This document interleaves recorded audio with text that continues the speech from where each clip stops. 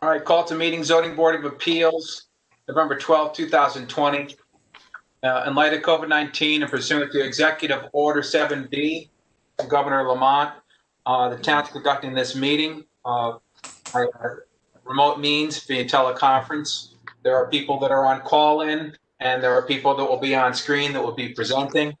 I ask that everyone, if you're not presenting or intend to speak, please keep your thing on mute so we can don't have any feedback for the we want to make sure the board hears everything. Sometimes when too many people are off mute, there is a lot of feedback. So please mute all of your microphones unless you're going to be speaking. And no one's going to be speaking for the next couple of minutes except for me. So everyone should be on mute except for me. And order. So please do that. And while I'll go through the call, but before we have the call, I'm going to have the executive session, which we have 2 items on the agenda. The first is approval of minutes from October 1, 2020. I'll entertain a motion to approve, and I'll need the board member to unmute themselves and move to approve. So moved. Thank you, Brian. Is there a second? Second. Thank you, Terry. Okay, is there any discussion? In the discussion, board members unmute themselves. All in favor, say aye. Aye. Aye. Aye. Brian? Thumbs up or aye, okay. And that's everyone voted in favor, so no one against it, no one opposed. The motion carries. Approval of the secretary's fees. Entertain a motion to approve. So moved. Thank you, Brian. Is there a second? Second. Thank you, Jane. Is there any discussion? Hearing none, bring it to a vote. All in favor say aye. Aye. Got it. Any opposed? None. Motion carries. And for people on call-in, number 11 on our regular docket, that is 30 Daybreak Road. That is going to be continued to the December hearing, so there's going to be no business on that. We will reconvene our executive after the public hearing, and at that time we'll be voting on the matter that went forward today. Now I'm going to call to order Zoning Board of Appeals public hearing, November 12, 2020. In light of COVID-19 and pursuant to Executive Order 7B from Governor Lamont, we are conducting the public hearing via teleconference only. Various people that are presenting will be on the video portion of this WebEx meeting, and there are other people who are interested maybe on the call-in portion. So please be patient. Make sure you're muted until it's your turn. If you have a comment, if you're not the applicant and you have a comment, I will open up time for comment. You can unmute yourself, or Emmeline will unmute you for the call-in matters at that time. So if anyone wants to address a particular matter, we will give you an opportunity to do so. So the Zoning Board of Appeals meeting will now come to order. When a matter is called, I will be making the call, and at that time, once I'm done, the applicant, make sure you're unmuted, and then begin your presentation. We've received a lot of the materials, and materials have been received in email, so we do have your plans, all the board members, you can refer to them.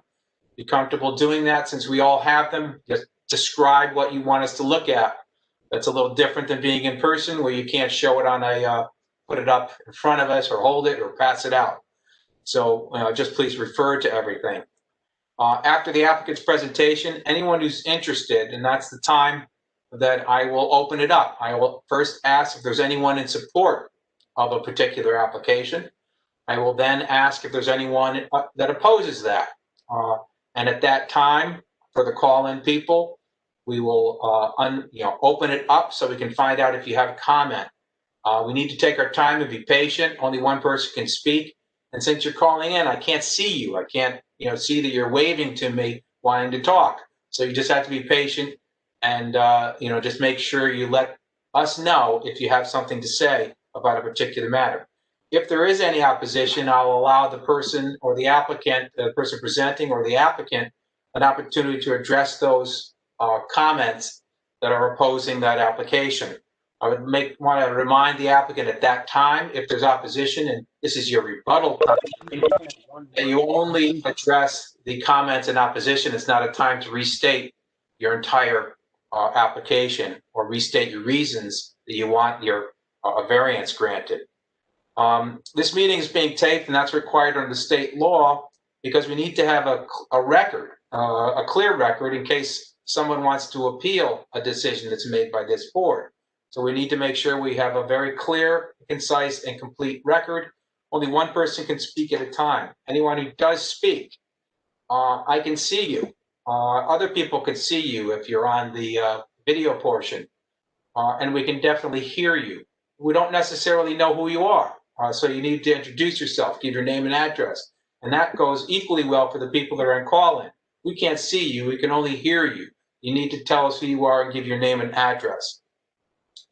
Just remember, please try to keep your points, whether you're in favor or opposed, on point to the application and what they're seeking from this board for a variance.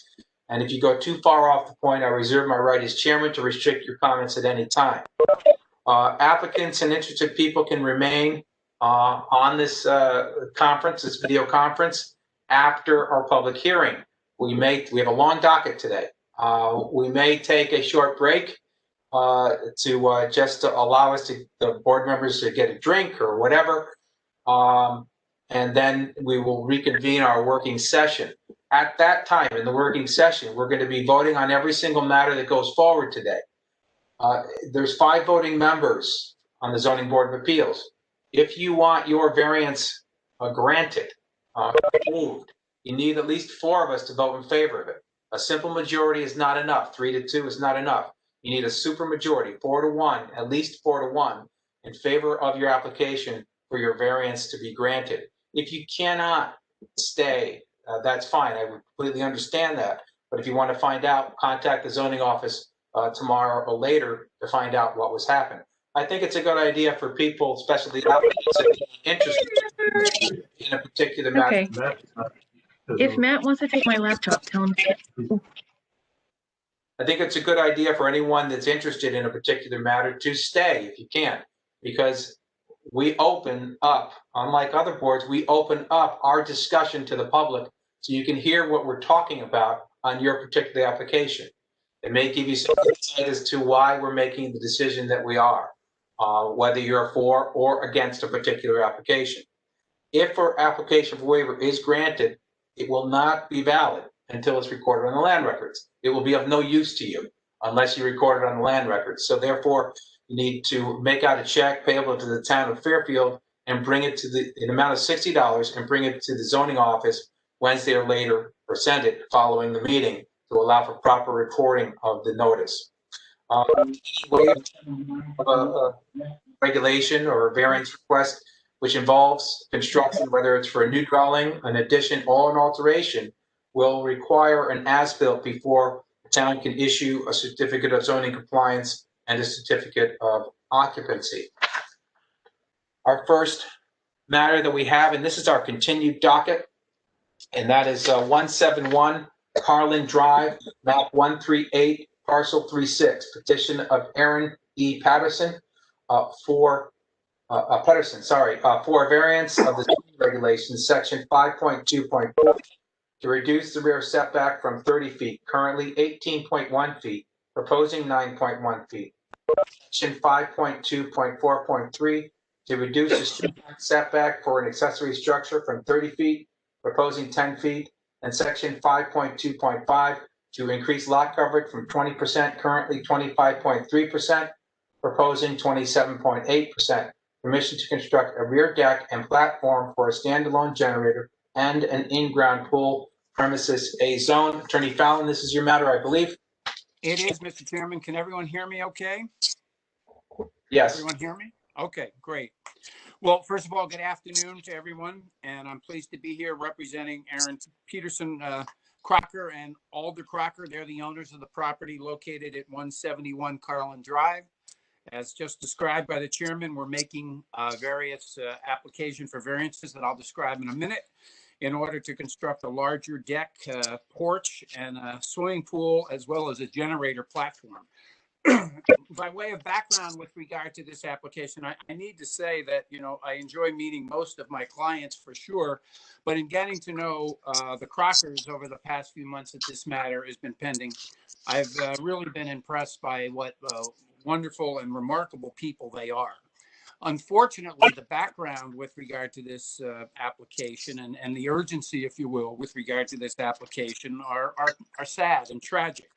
In 2018, Mr. Crocker suffered a broken neck in an accident, and he's now a quadriplegic, paralyzed by 85%, throughout 85% of his body, and he's confined to a wheelchair. I may say parenthetically that has not his spirit and his enjoyment of life, and he found a wonderful new vocation as a painter. And I encourage you to go online and look at what he's done with his life since that accident. However, that still leaves him with needs that need to be addressed and that are the subject of this application.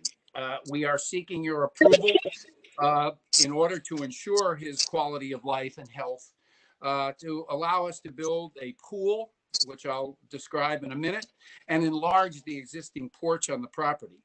The pool will be an essential element of Alder's quality of life and health.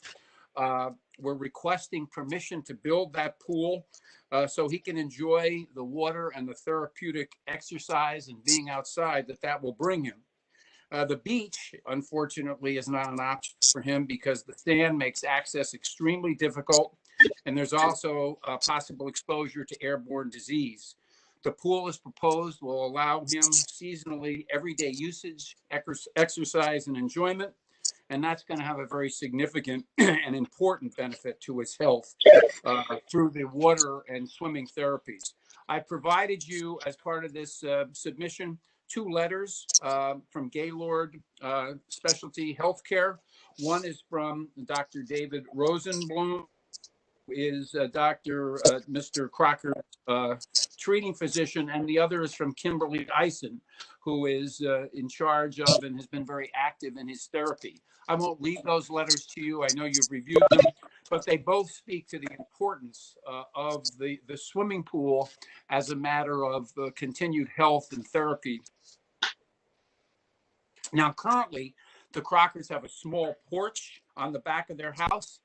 And what this application asks you to approve is construction of a larger porch so that Mr. Crocker, again, has the ability to go outside other than trying to access the front yard and the lawn in his wheelchair. The new porch will allow him the opportunity to enjoy the outdoors at times during the day and especially during the evening hours. So that's the underpinnings of this application. It's unique, it's important, and it really has serious and important health and life quality benefits for Mr. Crocker. Now, the property itself is located in the Residence A zone. It's a corner lot bounded by Edward Street on the south and Carlin Drive on the west.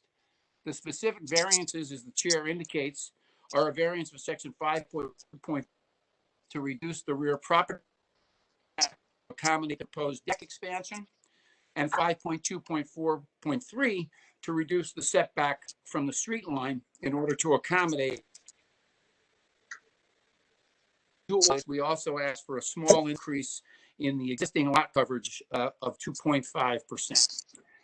So from a legal perspective, let me address the standards that are established under Connecticut General Statutes 8-6. First of all, you have to find that the variance will not substantially affect the comprehensive zone.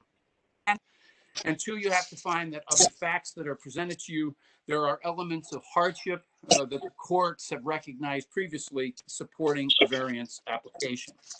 With regard to the first part of the test I cite in my material, the Egan case, which you're well familiar with, the Egan case says that if the use to be allowed by the variance is a permitted use in the zone, then the first part of the test is met. Here, we're not going to change the use of the property, which will remain a single-family residence as explicitly permitted in the zone. The proposed pool and the deck will not have any adverse impact on surrounding properties. In that regard, again, I want to compliment Alder from the very start of these proceedings, they made a priority to reach out to their neighbors, to make sure their neighbors understood and were supportive of the application. I've submitted to you a number of documents in that regard. We did send a letter at the outset of the matter to our adjacent owner, Ms. Daly at 26 Edward Street. We sent her a set of the plans. We also submitted to you, and you have a petition, which was taken door to door by the Crockers, wherein our neighbors, as you can see, 10 of our neighbors, I think the number is, signed a letter with regard to support of the application. Originally, you did receive prior to the September hearing, a letter from Mr. Ellingson. After that, there was a meeting that the Crockers initiated, and you subsequently received, and it should be part of your record, an email from an email that was written by Mr. Ellingson to our clients dated September 3rd, which I did forward to you, wherein he indicated his appreciation for meeting with the Crockers, understood the application, and in fact expressed his support for the application. In addition, you received, I think back in September, a letter of concern from Ms. Flanagan at 69 Edward Street. Again, it was the Crockers' habit and approach to deal with that by meeting and going and reaching out to Ms. Flanagan. And we thank Ms. Flanagan for taking the time to do that. And I believe you see just today, about 12:30, email from Ms. Flanagan acknowledging those meetings and based upon the understanding that was reached, expressing her support and non-opposition to the application. The Crockers have been diligent in working with their neighbors, and we very, very much appreciate neighbors working with us to address the very important needs that this application seeks to address. With regard to the hardship, you all know that the hardship has to be something that originates with regard to the property and makes the application of the zoning regulations in question unduly harsh. Here, we look at some peculiar characteristics of the property that do in fact support a finding of hardship. First of all, and most importantly, this Edward Street on the south and Carlin Drive to the west. The case law is very clear that variances for setbacks is established based upon that type of situation where, as a corner lot, the lot is subject to street setback requirements on two sides. And this corner lot certainly qualifies for that. The second thing here is that there's case law that I cite in my material says the location of a pre-existing structure, non-conforming structure, also creates a proper base. In this case here, that is applicable. The existing structure is in fact non-conforming to the rear yard setback requirement, and it's that very fact that creates the need for the variance requesting in order to accommodate the much-needed deck expansion that we seek your approval of. So I've tried to summarize this, knowing you have a very long agenda today, in a manner that is efficient and I hopefully persuasive. But it is the most important. Applications that come for you are important to the applicants. This is one where, as I said at the outset, the underpinnings are substantially, significantly unique. And we hope that you will agree that with the outreach that we have done to our neighbors, the hard work that we've done to ensure our neighbors are comfortable with and understand the application, and with the fact that we do qualify for approval of these variances pursuant to the standards established under 8-6, that you'll approve the application so that we can ensure that we have an opportunity for Mr. Crocker and his tremendous spirit and that of his wife to continue to thrive while getting the exercise, the therapy, and just the enjoyment of life he deserves. So I'm pleased to answer any questions that you might have. Very much appreciate your consideration of this application. Thank you, Attorney Fallon. Does the board have any questions for Attorney Fallon? Jane? Hi, I'm unmuted now. I have three questions. The first is, where is the pool equipment? I don't see it noted anywhere in the site plan. it will be low, the confines are shown for the pool. I believe it's under the, maybe under the deck, I believe. So I just want to make sure that that doesn't add additional coverage that you're not applying for.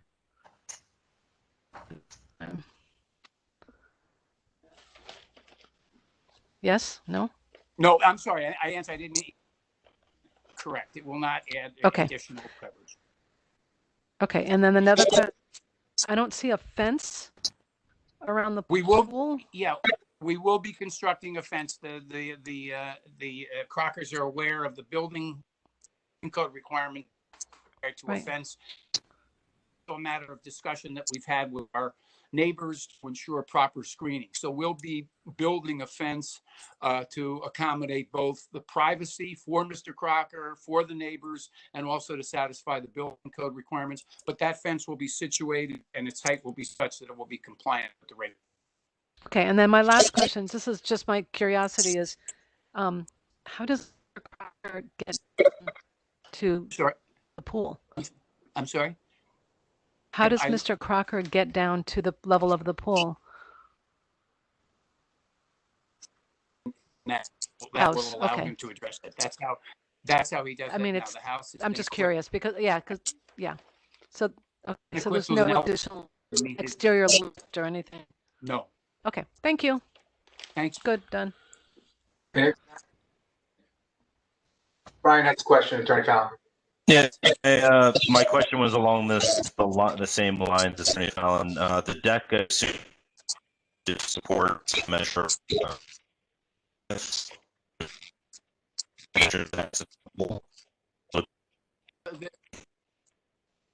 My understanding is what we would utilize the elevator for access to the pool area. The deck is just being expanded so that maneuverability, enjoyment of it, considering the wheelchair needs, can be easily enjoyed. Yep, I want to make sure that it was being constructed and support something. Oh, yes. In and out. The structure, that will be. That's it for me.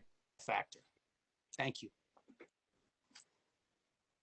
Any other questions? Katie, Terry? Okay, another question. Okay, anyone who's to speak in favor of the application? Is there anyone in opposition to the application? Is there anyone on the call-in list? I don't see anyone, Mr. Chairman. Okay, thank you. Thank you, Attorney Fallon. Thank you, Mr. Crocker. This matter is now closed for public hearing. Thank you very much. Number 7 on our continued docket, it's 160 Pine Creek Avenue, map 238, partial 36, petition of David Tortorello for a variance of zoning regulations section 11.11.2 to reduce the side setback from 5 feet, currently 5.4 feet, proposing 1.2 feet, permission to construct a platform for a standalone generator, premises BD zone. And I think Northeast Generator is presenting that. Is that true? It would be if they were online. Okay. We'll pass that one. What's that? I do not see them. Okay, can you just give me a heads up? I will. If they come on, I'll let you know. All right, so we're passing number 7 on the continued docket. That means number 1 on the general, get ready. That's Attorney Fallon again. Number 1, 252 Main Street, map 241, parcel 101. Petition of Harbor House, Inc. for a variance of zoning regulations, section 12.7.6.1 to reduce the street line setback from 10 feet, proposing 6.5 feet. Permission to install a standalone generator, premises NDD zone. Looks like everyone's getting worried for a bad winter. Go ahead, Attorney Fallon. Thank you, members of the board. Yes, so you're ready for a generator, and this shall be. Harbor House Inc. Is making this application for a variance of section 12.7.6.1 to allow the installation of a generator at the location shown on the survey that we submitted. By way of background, Harbor House is a 4-unit residential development dwelling, and it is a non-conforming structure predating the adoption of the current neighborhood design business district regulations. Specifically, and this is important legally, the structure is non-conforming to the current street line setback of 10 feet to Center Street, as it is in fact set back only 0.8 feet from that street line. As shown on the survey, the property is a corner lot bounded by Center Street to the south and Main Street to the east. The need for the generator here is again particularly significant because the residents of Harbor House are senior citizens, some of whom have significant medical conditions that are jeopardized based upon a potential prolonged interruption of electrical power. In addition, again, the residents are served by an elevator in the building because some are just not sufficiently ambulatory to access their units without benefit of the elevator. So again, a long-term or a short-term, for that matter, loss of power has significant detrimental impacts. So the generator is particularly important here to the health and safety of these senior citizen elderly residents. With regard to the legal standards applicable, Connecticut General Statutes 8-6A3 need you to determine 2 things. One, that the variance will not substantially affect the comprehensive zoning plan, and that 2, again, there are factual circumstances and elements with regard to the property that make the application, the regulation such that legal hardship is found. Again, with regard to the first aspect of the test, the Egan case is cited in my material that if the use to be made of the property after the variance is granted is a permitted use under the zoning regulations, the first part of the test is met. Obviously, we're not going to change the use of the property whatsoever. It will continue to be utilized and occupied for purposes of residential living. The variance relates solely to the placement of a generator, which is, as I said, of importance to the health and safety of the residents of the building. The proposed location of the generator will be carefully chosen to ensure that it will have no visual impact and will not be seen from the street. I have, in that regard, submitted to you our adjacent neighbor, Ms. Wheeler, did sign a petition indicating her knowledge with regard to the application and having no objection. Also adjacent to us is another multifamily residential building called Arbor House. In that particular instance, it was the Southport Harbor Condo Association. I submitted a letter that my client submitted to that association and all of its individual members, giving them a copy of the plans, making them aware of our plans, and I can represent, to the best of my knowledge, we received no adverse impact whatsoever. We felt, after consulting with Mr. Leahy, that the best way to make the fellow residents aware of in that adjacent building was to send that letter out with the plans. With regard to the hardship question, again, I think the controlling and legal fact here is that the property is a corner lot bounded by Center Street to the south and Main Street to the east. The proper basis for finding hardship to grant a street line setback variance is found when a lot in question, such a corner lot, and by subject to the street setback requirements on 2 sides. That's the Archibald case, which I cite in my material, that stands for that proposition. Another proper basis in this case for a finding as hardship is, again, those cases that establish that the historic location of a pre-existing non-conforming structure on a lot creates a proper basis for a finding of hardship. In this present case, as I said before, the existing building is legally protected, pre-existing non-conforming building located only 0.8 feet from Center Street. It's the very fact of this historic location of this non-conforming building that creates the need for the variance that is required Although I would point out that the generator itself will be set back 6.5 feet from Center Street, thus far more conforming than the building at 0.8 feet. So by way of summary, the generator is a very important component in order to ensure, again, the health and safety of our residents in Harbor House, who are senior citizens and elderly.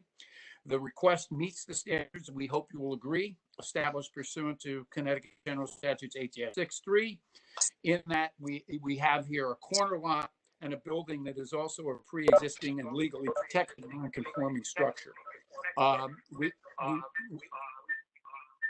We chose very carefully the location, as I said before, to ensure that it will have no adverse impact.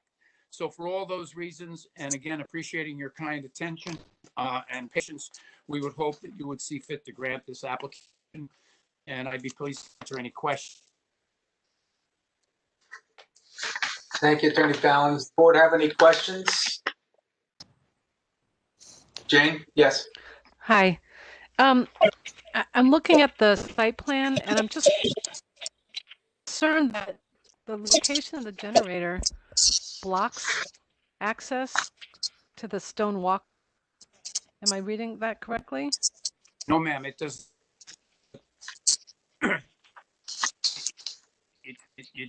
It does not.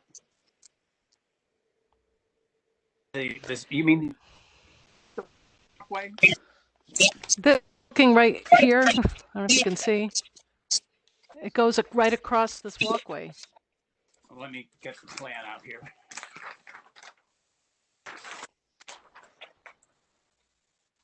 You mean the area that's shown as that internal? Yeah, I don't believe that's the case. Well, I'm looking at the drawing.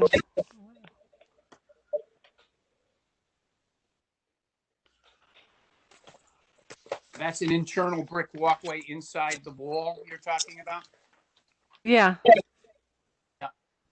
But it you know, it's access to steps that take you up to the gravel parking area. Am I correct there? But I don't see how to block the. I don't believe it's going to block that access whatsoever. Well, I'm looking at the drawing and that's shown for the proposed generator. One corner of it is touching a wall, and then the other one is close to the balcony. So people are now going to go around it. I'm confused. Right, but there's no right now. You look at that, the stone way will still be there for purposes of accessing the building. On the other side of the area where we're showing the proposed generator, there's already 2 air conditioning units. So that's kind of a utility area anyway. That's why we chose, among other reasons, the location for that generator. It's out of sight and it's an area that isn't utilized for transversing anyway, because there's already 2 fairly sizable air conditioning condensers there. I'm sorry, I still don't understand. There's a gate at the street, at Center Street, between the 2 brick piers, right? Straight walk right into the generator, don't you? Yeah, but you can go around the generator. Absolutely. To which It's side? not an area that the residents, this is a 4-unit condominium, and this is not a public access way. It's an area that that accesses the property of the residents, and this won't cause any hardship whatsoever. The greater hardship, obviously, would be not to have a generator in a time of an emergency. But then why couldn't you turn the generator 90 degrees and push back to the 10 feet back? Because we didn't want to nobody's walking back there. We didn't want to make it visible, and we wanted to make it as unobtrusive as possible. And in dialoguing with our neighbors, considered by far the preferred location. Wouldn't it be even less visible if it was farther back from the street? If you look at the property, you can't do that. We were very careful in terms of how we tried to, in terms of the topography and the existing units and existing. There's no way we could place the generator and be compliant with the step back of Center Street, and at the same time make it it would become more, visual, obtrusive to our neighbors, our adjacent neighbors. Yeah, I'm sorry, I'm not getting that. But okay, my other question is, do you have to for historic for this as well? No, because again, we chose the location. It will have no visibility from any public right of way, so that if you stand on Center Street, it will not be visible. And then my last question is this the kind of generator that once a day or once a week is run for a period of time? No, we submitted the specs on the generator, and my understanding is that the generator has. Yeah. It's once a week. It's not a huge generator for purposes of servicing this building, but to answer your question, it would have that kind of testing on for about a half an hour once. Okay. But again, we did submit all the specs, and we reviewed the specs Yeah. with our neighbors. So they're not concerned. It's a very high quality, low noise unit in any event. Okay. Okay. Thank you. Jane. Yes, thank you. Any other questions from the board? Okay, no other questions. Does anyone wish to speak in favor of the application? Is there anyone in opposition to the application?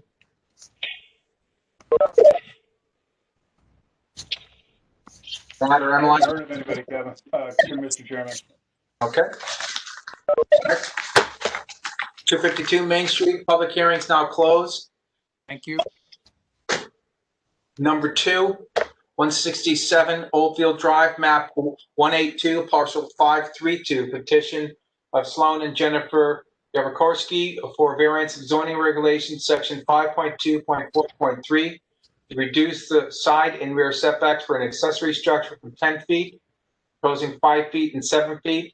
Permission to construct an in-ground pool on a corner lot, premises B zone. I think I saw the applicant. Yes, they are. Jennifer, go ahead.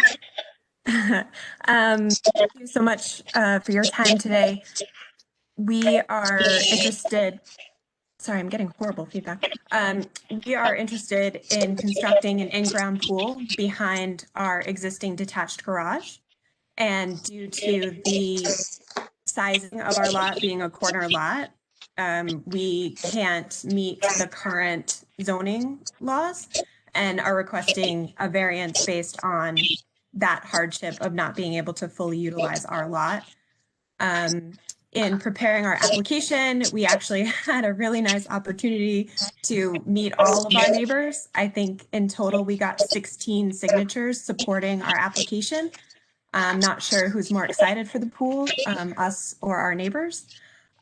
We've had a lot of discussions with the 2 adjacent neighbors in discussing the fence, both the fence selection and the placement. And they're both on board with our decisions. And I noticed our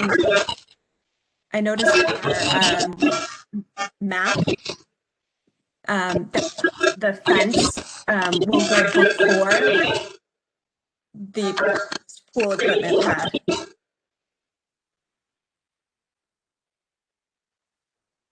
So that's it. Thank you. Are there any questions? Let's have a question. Any questions from the board? All right. Having no questions, is there anyone who wishes to speak in favor of the application? And is there anyone in opposition? This goes to the call-in people.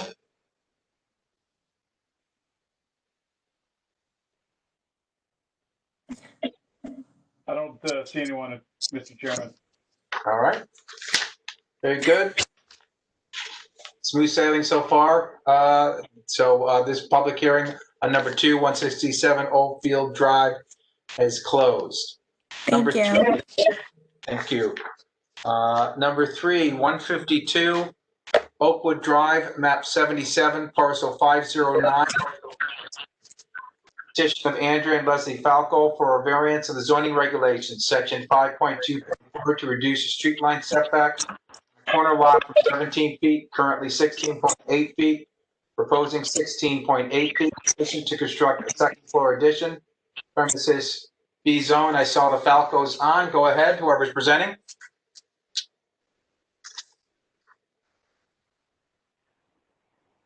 We don't hear you.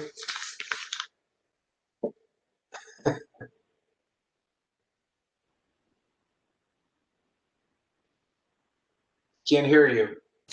Press the space. Are you on your phone?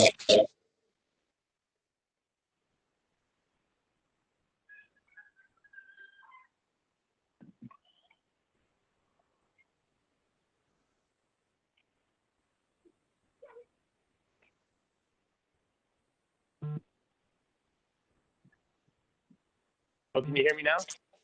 Yes. Yes. I hear something now. Okay, hi, how you doing? Yes, hi, sorry about that. Good afternoon. I'm Andy Falco at 152 Oakwood Drive. We are looking to do a second level addition on the existing build that we have already.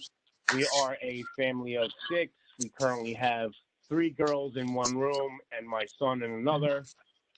So we are looking to just now, expand over to give ourselves some more room, and looking for a variance of, I believe we're at 16.8, and the street line to the house is supposed to be 17 feet. So 4 inch, 4 inch. 4 inch difference for the zoning. And you spoke to all the neighbors. I saw the petition in your folder, correct? Okay. All right, very good. We went around, we spoke to everybody. Okay. We spoke to everybody, and everybody knows, and everybody's okay with it. All right. Does the board have any questions for the Falcos? I see shakes of the head, and Brian is shaking. Everyone shook their head no, so a good sign on no questions.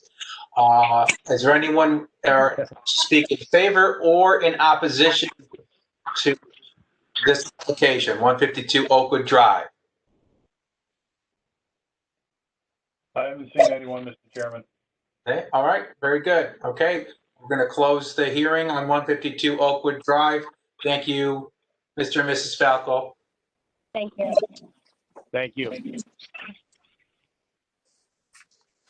Next item is number 4, 71 Old South Road, map 241, parcel 168, petition of Old South Road LLC for variance of zoning regulations section 5.2.4.3 to reduce the side and rear setbacks for an accessory structure from 10 feet, proposing 1.5 feet, permission to construct a detached garage with office above, premises zoned. Attorney Fitzpatrick, this is yours, I believe? It is, Mr. Chairman. Can you hear me? Yes. Great. Mr. Chairman, members of the board, for the record, my name is Bill Fitzpatrick. I'm an attorney in Fairfield with the law firm of Fitzpatrick, Fran Bologna.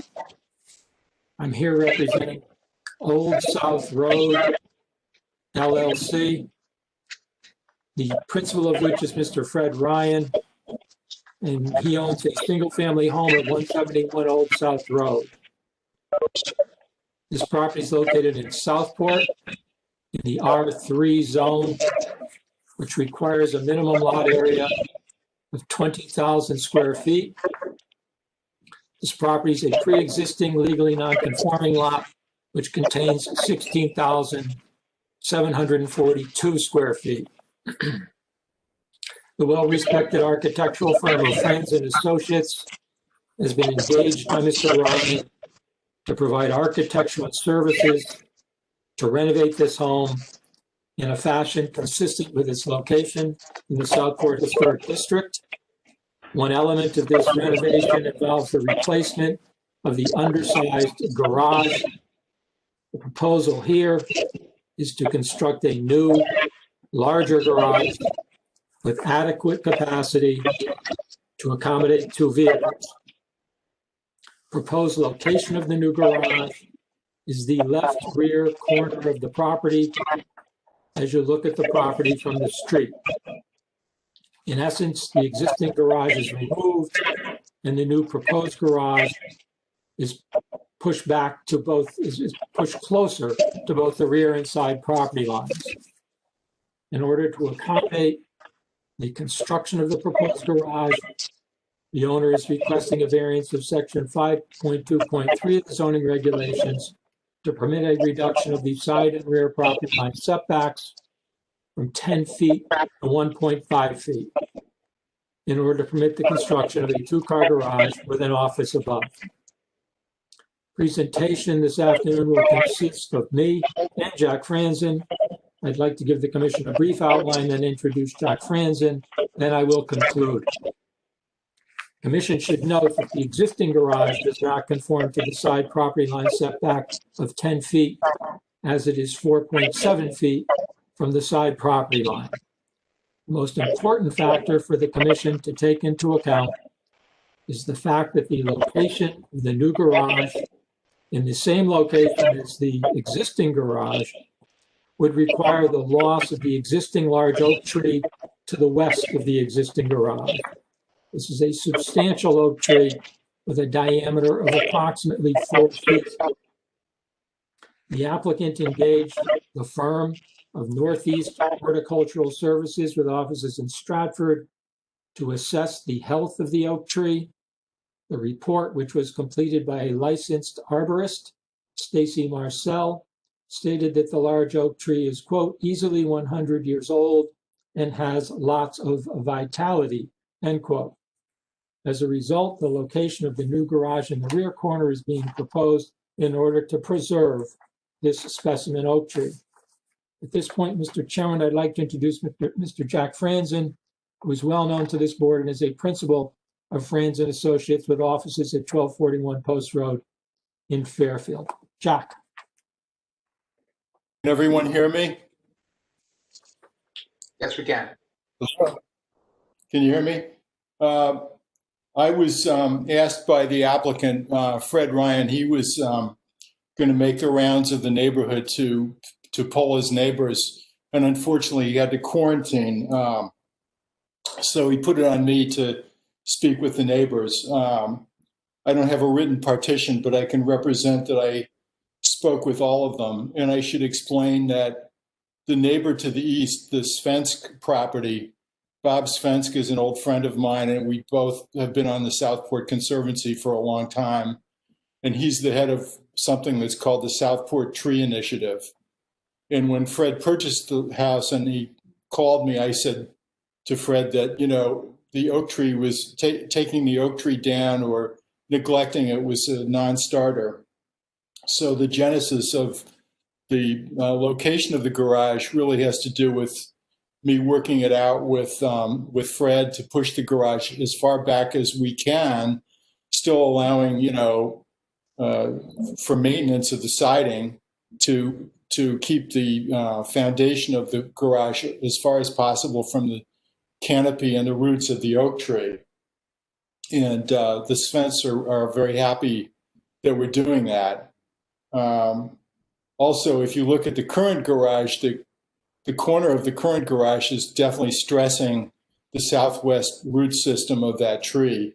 So we're going to have to very carefully dismantle that when we do this. I also spoke with Henry Bonner Jr., who's the neighbor to the west, and actually also owns the property immediately behind the Ryan property. Their property wraps around it. And he has no issue with the proposed plans. I also spoke with Shelley Bell across the street. They've actually sold the house. They haven't closed yet. It's going to be closed, I believe, on December 15th. And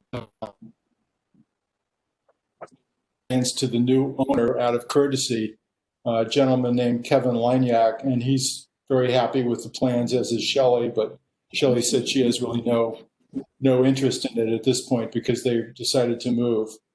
Finally, I spoke with George Clark on the Historic District Commission, and he looked at the plans and he's pleased with what we're proposing and glad that we're saving a tree. And I think he spoke to Bob Svensk about it. And George represented that all the people in the neighborhood do not like the existing garage and none of us understand how the garage door that's on that garage got approved by HDC. It's not something that they would have normally approved. So I think that if we get permission to build the garage, it will actually look better and be a little farther away from the road.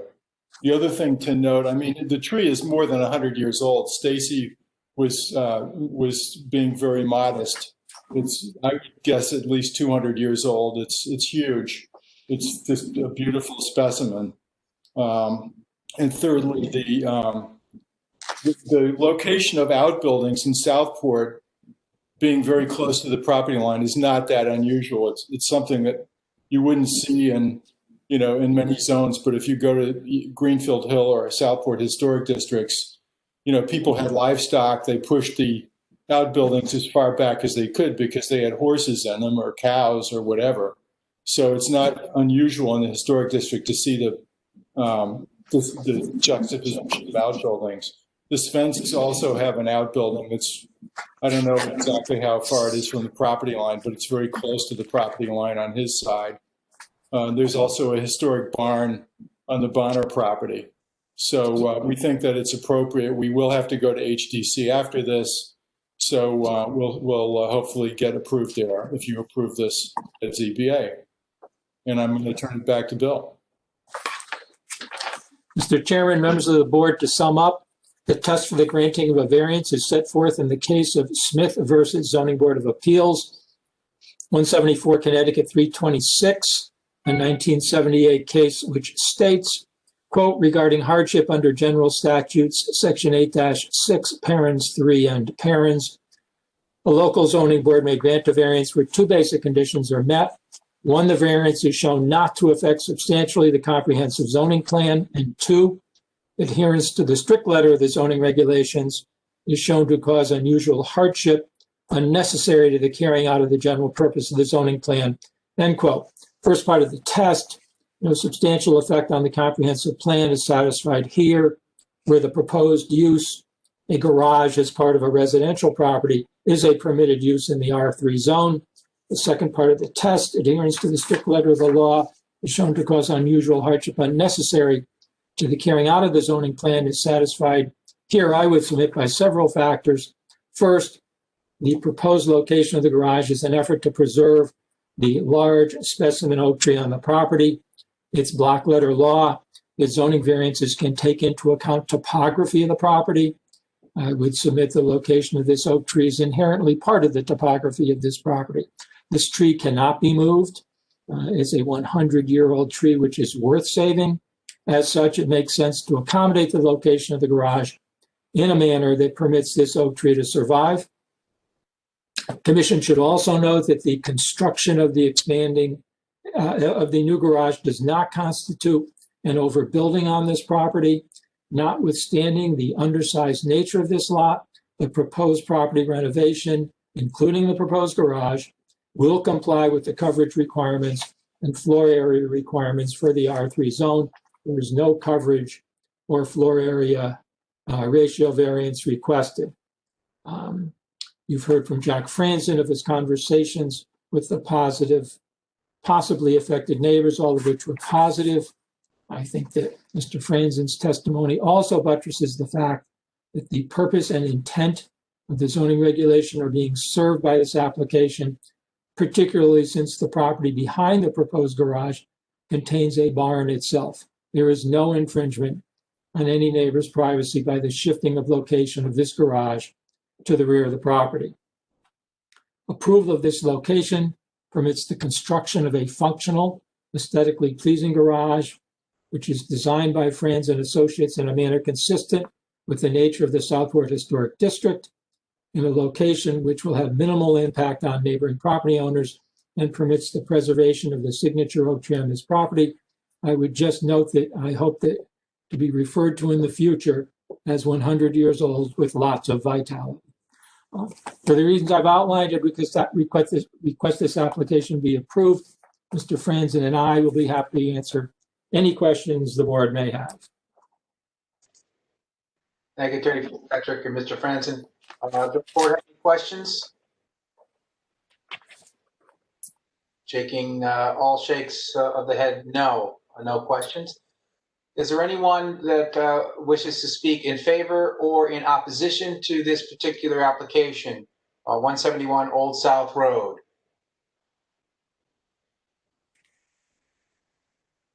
I don't see anyone, Mr. Chairman.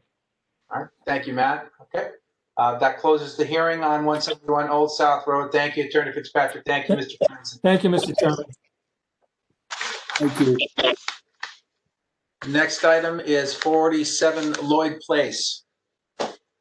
Map 47, Parcel 238, petition of Gregor's Fortuna for variance of zoning regulation, section 5.2.4 to reduce the street and side setback from 40 feet and 15 feet, currently 30.5 feet and 9.6 feet, proposing 30.5 feet and 9.6 feet.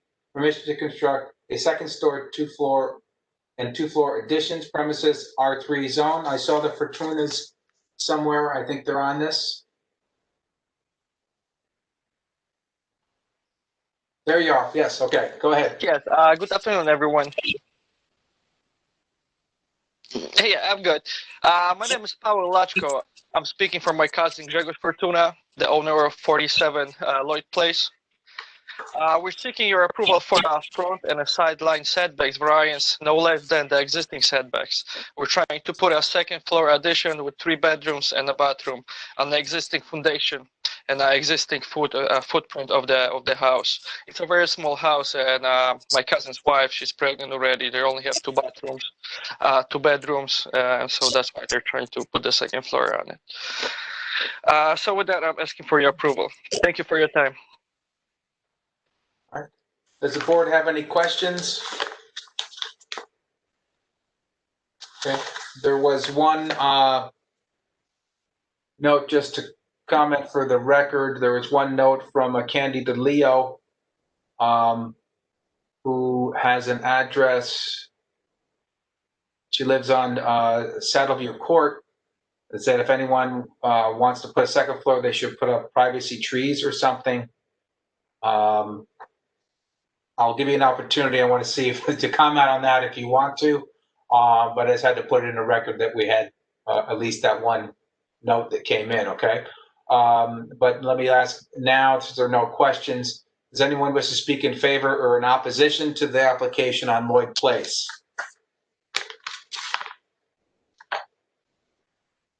I don't believe anybody's called in or is speaking, so, Mr. Chairman. Thank you, Matt. All right, now you have an opportunity. It was kind of an opposition. Doesn't state too much other than wants trees. You can comment on, or you don't have to. It's up to you. I can't hear you. Yeah, there's like on the front of the house, there's no trees on the front of the house. Oh, can you hear me now? Yes, I can. Hello? Yeah, we can hear you. Can you hear me? Yeah. Yeah, like I said, there's no trees on the front of the house. And there's a couple of trees on the back, but all the old trees, everything's cleaned up. So that's fine. I just I'll give you an opportunity. You don't have to comment on that if you don't want to. As to whether you basically she wants your cousin to put up trees if he wants a second floor. So that's okay. You don't have to comment. Okay, perfect. We'll do that though. All right, number 5, 47 Lloyd Place. The hearing on that is now closed. Number 6, 2150 Black Rock Turnpike, map 76, parcel 228, petition of 2150 Black Rock Turnpike LP for a variance of zoning regulations, section 29.13, to reduce the letter height on a tenant portion of a monument pole sign from 9 inches, proposing 3.5 inches. Permission to remove and replace an existing pole sign, premises DCD zone. And I think we have Mr. Walsh is presenting that. Yeah, can you guys hear me okay? Yes. Yes, I am seeking your approval to replace the existing double pole sign at the Bank of America at the corner at 2150 Black Rock. It's an older style sign that is rather large. They kind of asked us to work with the town to try to reduce the size down a little bit. And with that in mind, the existing sign out there, I think those letters are maybe only like 1 inch tall. I mean, they're really little if you've gone by that on Black Rock. But the existing, the proposed sign has a 60-inch width, which is almost exactly the width of the poles. And they have spaces for 9 tenants. But having a 9-inch letter makes it pretty much impossible to have more than 3 letters on each line using a standard letter font. And, going with a 3.5-inch letter, yeah, obviously it's not the 9-inch that the town is put through in the zoning regulations, but it will allow a much more substantial readability while still allowing, 9 different tenants to have space and have some visibility from the road. I've also included photos I took of pretty much every power line sign I could find within a half mile in either direction. And other than the Pier 1 and possibly the word Fred, none of those signs are conforming to the letter height of 9 inches. Hey, we're not asking for the world. We just want to try to have some continuity with the rest of the signs on that strip of Black Rock. In order to keep the new sign to within the 15-foot overall height and within the overall size limitations, we really request that you guys approve that 3.5-inch letter for the tenants. Board have any questions for Mr. Walsh?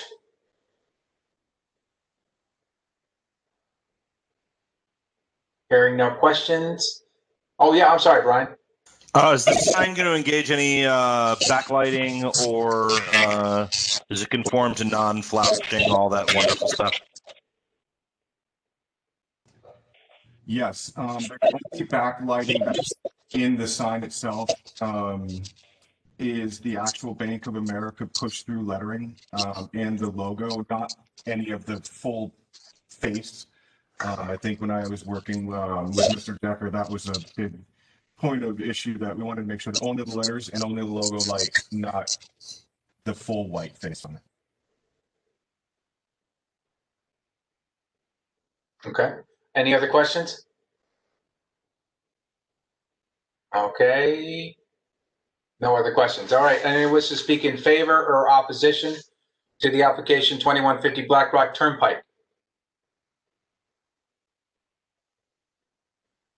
I don't hear of anybody, Mr. Chairman. Okay. The hearing on number 6, 2150 Black Rock Turnpike is now closed. Thank you, Mr. Walsh. Number 7, 271 Roselle Street, map 31, parcel 15. Petition of Barbara Bobowick for variance of the zoning regulations, section 5.1.1, to increase the number of dwelling units from 2, currently 3, proposing 3, permission to confirm, legitimize a 3-family dwelling premises B zone. Attorney Fallon, I think this is you. Mr. Chairman, thank you very much. For the record, I'm John Fallon. I'm representing Barbara Turner, formerly Barbara Bobowick, and she is the owner of the property at 270 Roselle Street. By way of background, this property, this structure was constructed in 1938 by the Bobowick family. It's been in the family ever since. It's been owned continuously and on an uninterrupted basis by Barbara and her family. It was constructed as a 3-family house and has been utilized continuously for that purpose since 1938. I submit the material to you. The tax assessor's records for almost 40 years have noted that the structure to be a 3-family dwelling. I attached an exhibit 1 and 2. These are copies of the assessor's field card from 1973, noting the designation for tax purposes of the structure as a 3-family dwelling, and also the current field card, which confirms that the structure is, for tax purposes, a three-family dwelling. So we have a situation where, you know, almost 90 years ago, this building was constructed as a three-family. The family has utilized it for that purpose ever since, and they've been paying taxes on it as a three-family, as best we can tell, going back as far as their records will go. So when we took this all to confirm, Mr. Went and I found that despite all of the tax records, there was never any indication or reference to the property status as a three-family house within the records of the zoning department. And therefore, we determined it would be appropriate, in light of the history I've shared with you, to make this application for a technical variance of section 5.1.1 that would legitimize, for zoning purposes, the legality of this three-family dwelling, which has been established for approximately 82 years and noted at least for almost 50 years as a three-family dwelling in the tax records of the town of Fairfield. The property, to the best of Barbara's knowledge, since its construction in 1938, has been maintained as a three-family house, and certainly the tax records going back at least 50 years would support that. So what we're looking for is a variance that will not change anything, but will in fact simply confirm and legitimize, for zoning purposes, the historic use and the tax status of the property for purposes of zoning compliance. With regard to the statute 8-6, you need to make two determinations: that the variance must be shown not to substantially affect the comprehensive zoning plan, and that there are factors that are established as hardship basis for granting a variance by our courts. With regard to the first part of the test, as I've repeatedly said, if the variance is granted here, the use will remain consistent with the ongoing and historic use of the property. There'll be no change with regard to that. We did, in fact, submit a petition. We went to all of our neighbors and told them what we were asking for. And I think basically, according to Barbara, the reaction basically was, well, it's a three-family house. And we explained, well, it is, but we want to make sure that's true for zoning purposes. In any event, you have the petitions where our adjacent neighbors indicate they have no objection to the granting of this technical application. With regard to the hardship requirement, we go back to the fact that the property has been classified for tax purposes for at least 50 years as a three-family dwelling and taxed as such. I cite in my material, because I thought it was pertinent, particularly the Horowitz versus Town of Waterford case. In Horowitz, the Supreme Court found that hardship was established in that case based upon the fact that an unconstitutional taking would arise if a then existing regulations were applied to a pre-existing lot that had always been maintained and taxed as a buildable parcel. So in keeping, that case, I think, is in keeping with a long line of cases that basically says that if the effect of applying a current zoning regulation becomes so severe as to take away a right that you've had for a long time, a practical confiscation, as they call it, then this establishes hardship. And I cite at page 3 of my material a numerous string of cases that stand for that proposition. So in summary, the granting of this variance will simply confirm, for zoning purposes, the long-standing historic and tax status of the property as a three-family dwelling.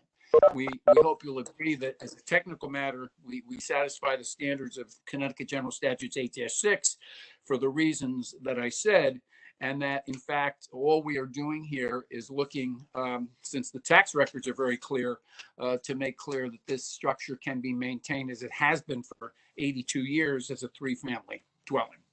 And I'd be pleased to answer any questions you might have. I can't hear you, Mr. Chairman.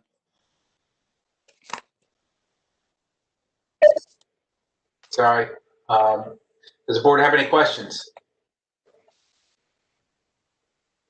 Okay.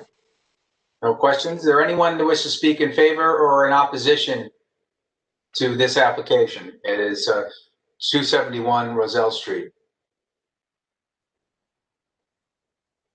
I have not heard or seen of anyone, Mr. Chairman. All right. Thank you, Mr. Decker. Yes. No, thank you, Mr. Chairman. Who's that? That was Mr. Fallon. Hearing on number 7 is now closed. Okay. Number 8, 320 Arbor Drive, map 243, parcel 296, petition of Margaret Farrell for a variance of the zoning regulations, section 5.2.5, to increase the lot coverage from 30%, currently 25.4%, proposing 31.7%, permission to construct a one-story addition in open covered front porch premises B zone. Ms. Farrell. Hi, I'm happy to have some time with everybody today. My name is Margaret Farrell. I was born in Fairfield. I may have met some of you if you ever came to Eastern Mountain Sports when it was open and doing business, or I was a lifeguard for all my time through high school and college. So longtime Fairfielder and very happy to have finally purchased this little Cape Cod here in Southport. It's such a cute 36 by 24 foot place, and I bought it in 2014 with the express intention of expanding it to accommodate our mom as she ages.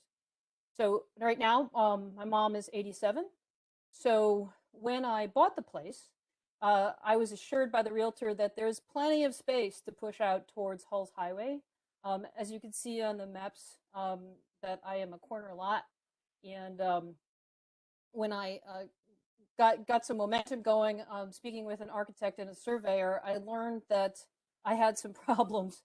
So I learned this is a non-conforming lot with several things against it. So I'd love for you to consider the hardships of having the setbacks required for the two roads.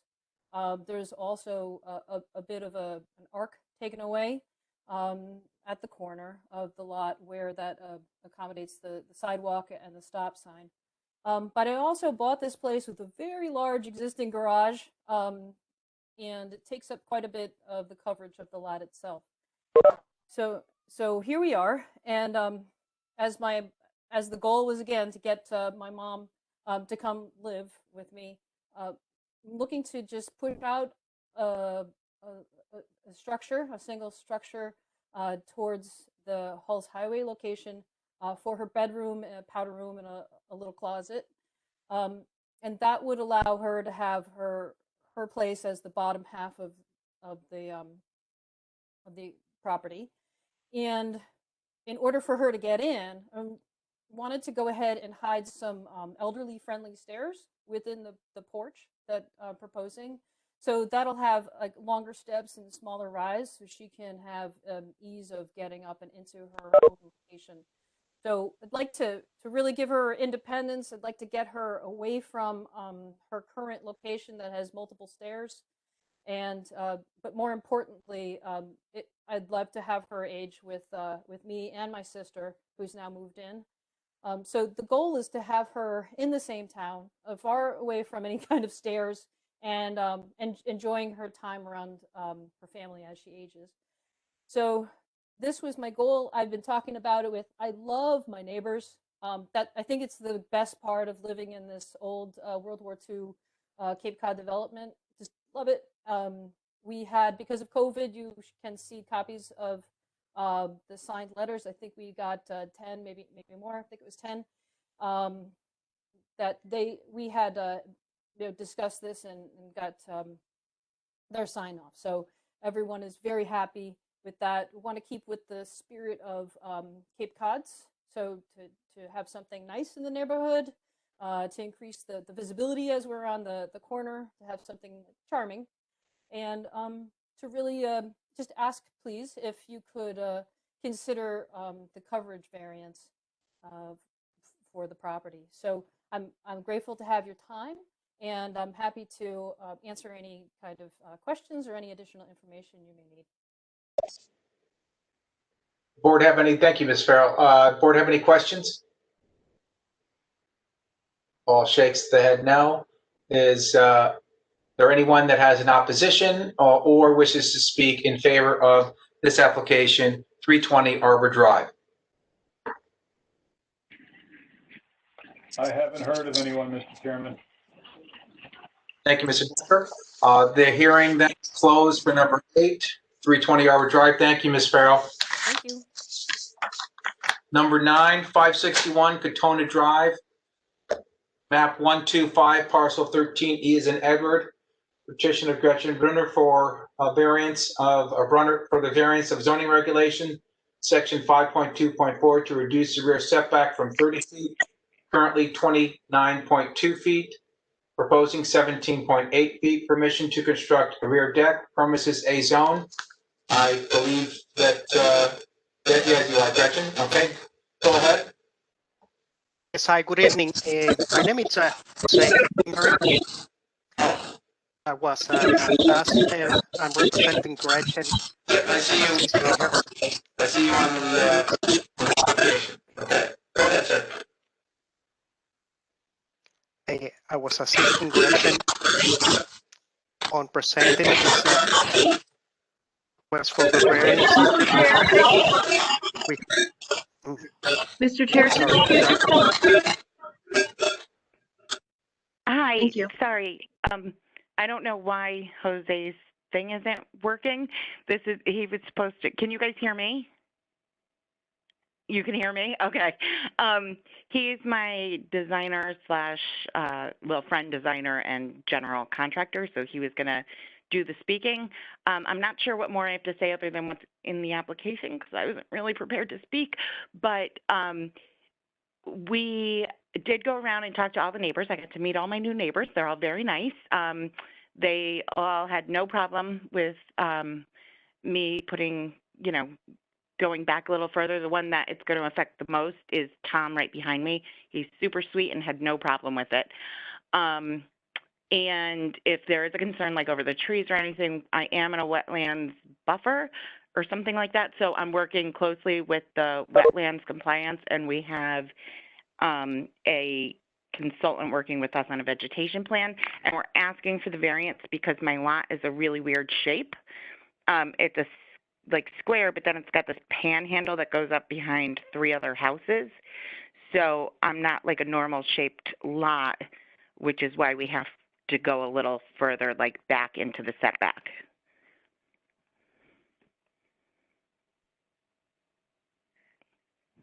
Gretchen, yes, we did hear you. We started to hear Jose, but he kind of cut out. Right. Petitions that you had signed by your neighbors. Thank you. Does the board have any questions?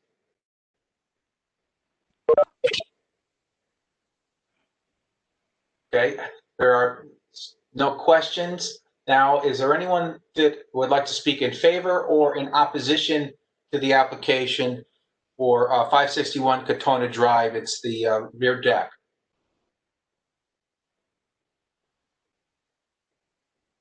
I haven't heard of anyone, Mr. Chairman.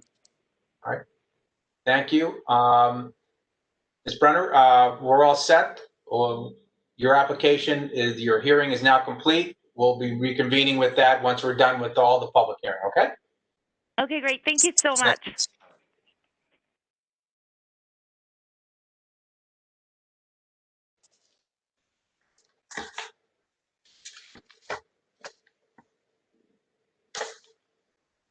Next item, number 10, 828 Saska Hill Road, map 239, parcel 10.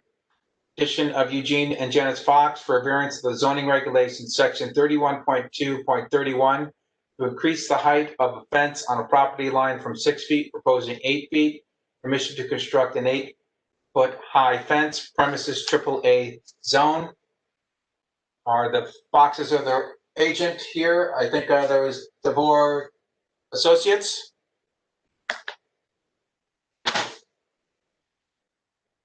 Can you hear me?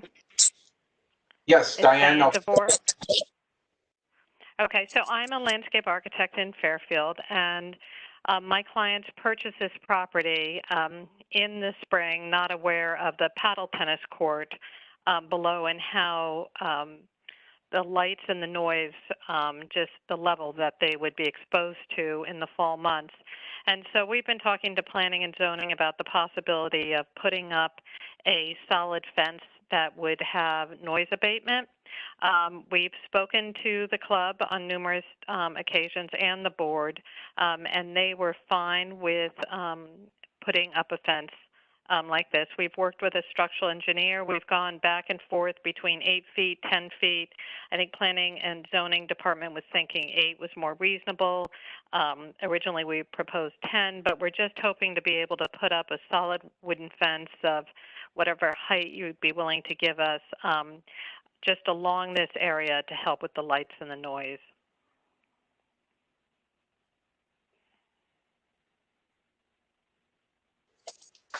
All right. Does the board have any questions? Thanks, Mr. Chairman. Mr. Board, just a quick question. Is there any significant or appreciable difference in the 8 and 10 feet, since you're kind of asking for an anomalous height, assuming we can authorize either? No. No. Now, we had hoped for 10, and I understand that it's difficult to get. I think, I believe we submitted some pictures that show how the court looks at night, so the higher, the better. So that's where we had the structural engineer make sure he could detail it out to withstand winds and everything else. So on our drawings, we show 10. The application was 8. Okay, that was my confusion. Thank you. Yeah, and so that's where the confusion lies. You will see that we haven't, along the property line of the club, we've installed a new cedar fence all the way along there, which they are very happy with. So this would just match what was there and be higher. And I will say, as we all know, the paddle tennis court fencing, of course, is much higher than anything we're proposing.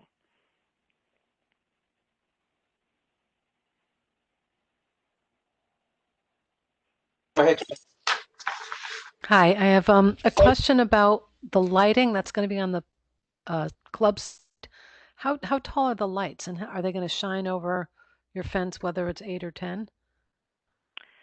The lights are high, but it will reduce a good portion of it. We'll still have some light coming off of there, but I think if you see the photos, the whole thing just glows.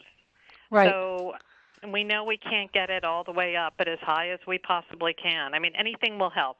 And Right. the noise is really what they're hoping for, too. So, but I don't see the site plan, or maybe I'm not reading it properly. Are you going to plant additional trees also?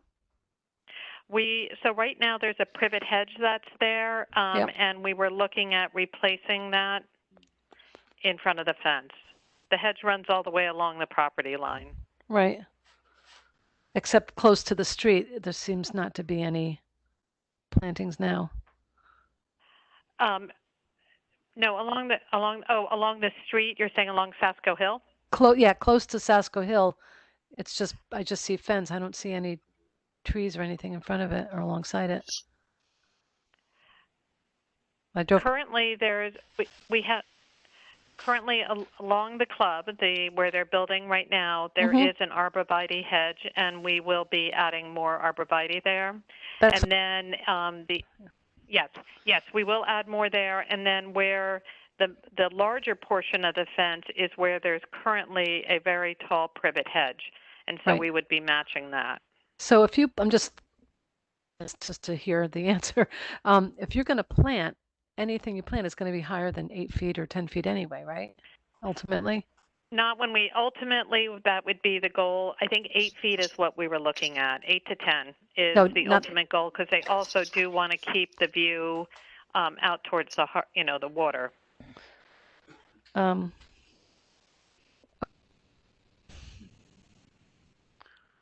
Questions? Terry, Katie? I'm good. Question, Mr. Var. What's the difference relative to the sound between 6 feet, which is allowed, and 8 feet you're requesting? I can't give you the decibels right now. I don't know. On other projects, when we've put up, higher fences, obviously they're up higher, so anything that we can do is helpful 20, in terms of abating the noise. we have a regulation for 6 feet. I'm just wondering why. I know you wanted 10, but you're asking for 8, a variance for 8. I'm just wondering what's the difference between 8 and 6? Is it going to make a difference, you know, to go up around our regulations? I can't tell you exactly what the noise difference would be.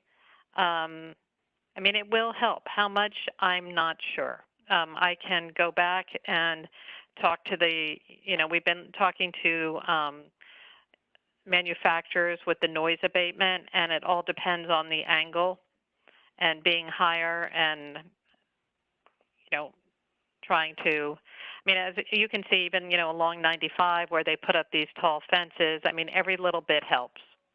And I think that's what they're hoping for.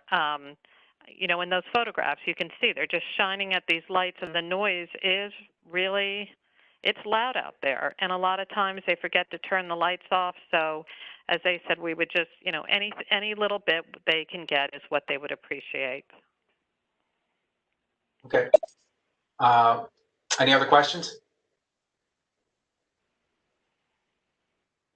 Katie, were you about to ask? Okay, I'm sorry. Is there anyone that wishes to speak in favor or in opposition to this application?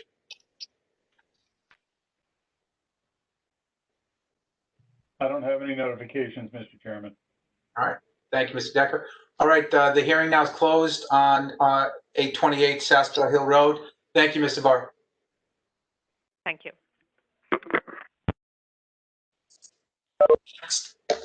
Next item is number 11, that 30 Daybrook Road. That matter was continued to December. We have number 12 now, and that's 383 South Benson Road, map 139, parcel 254. Petition of Joseph L. Guerin for a variance of the zoning regulations, section 5.2.4, to reduce the street line setbacks on a corner lot from 30 feet, currently 13.7 feet, proposing 8.6 feet, and section 5.2.5 to increase the lot coverage from 20%, currently 20.9%, proposing 21.8%. Permission to construct a one-story addition, premises A zone. Mr. Guerin, I think I saw you. There you are. Go ahead, sir.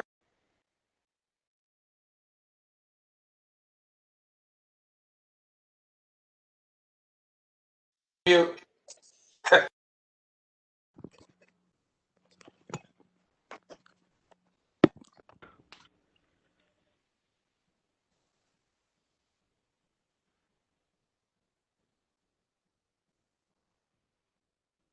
Are we waiting for Mr. Guerin?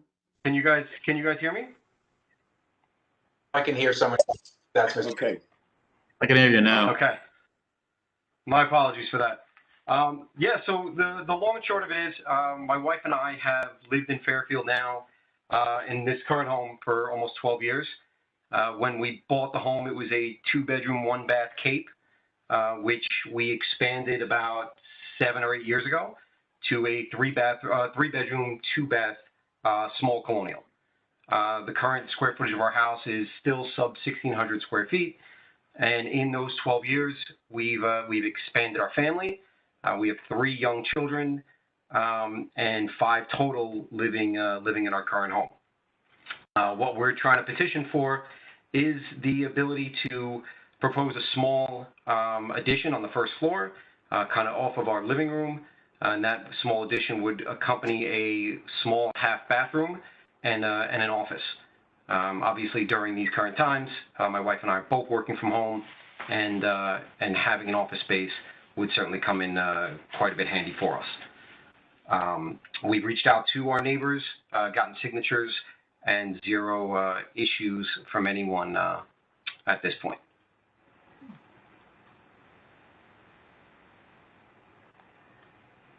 Sir, does anyone have any questions for Mr. Guerin?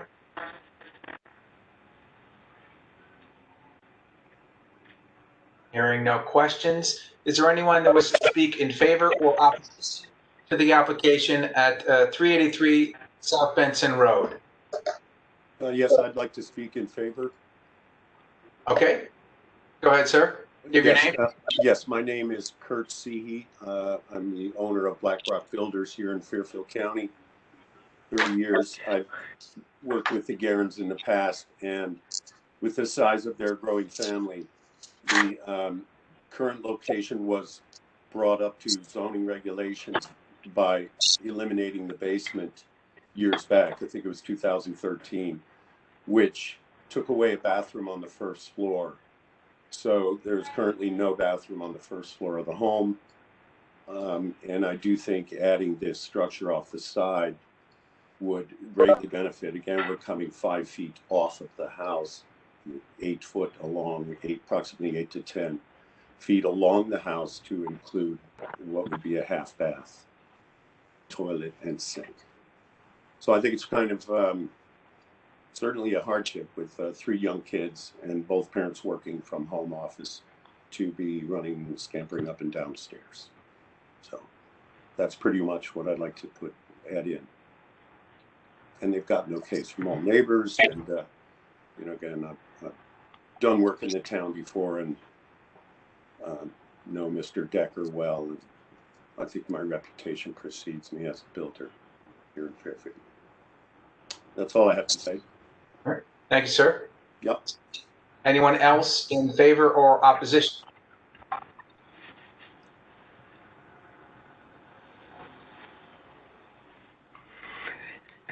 I don't see or hear of anybody, Mr. Chairman. All right, Mr. Guerin, since that was in favor, you don't need to rebut that. I think you'd probably support that. So you don't. Anything further? Number 12 is now closed. 383 South Benson Road. Thank you, Mr. Guerin. And thank you, sir, for commenting as well. Appreciate that. Yep. Thank you very much. All right. Thank you, guys.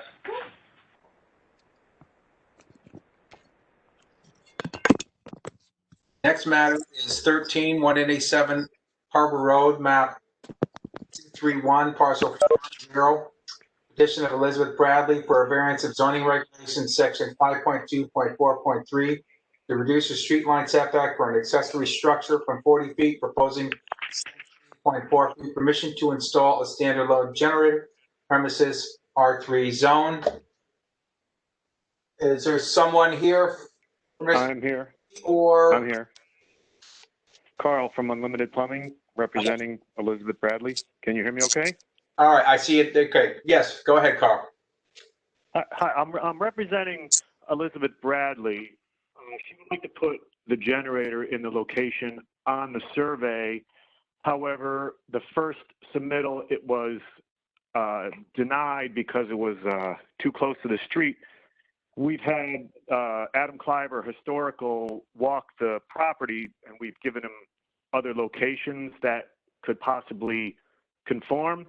But given his quote unquote non-conforming lot, the best possible option is the option that you guys see now on the survey. It's behind a fence. The neighbors, nobody, you can't see it. It's as inconspicuous as possible. So I'm not sure if there's another option, but we've exhausted what we could do as far as another placement is concerned. All right, sir, let me see if there's any questions for you on this. Any questions? Sure. Jane has a question.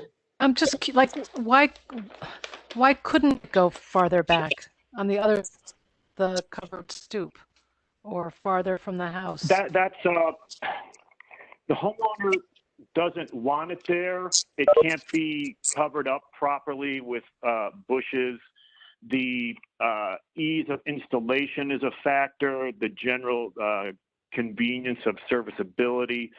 And I believe there's that's like a patio. It's going to be right in smack dab in the middle of her patio, and there's a barbecue, not a grill there, I believe.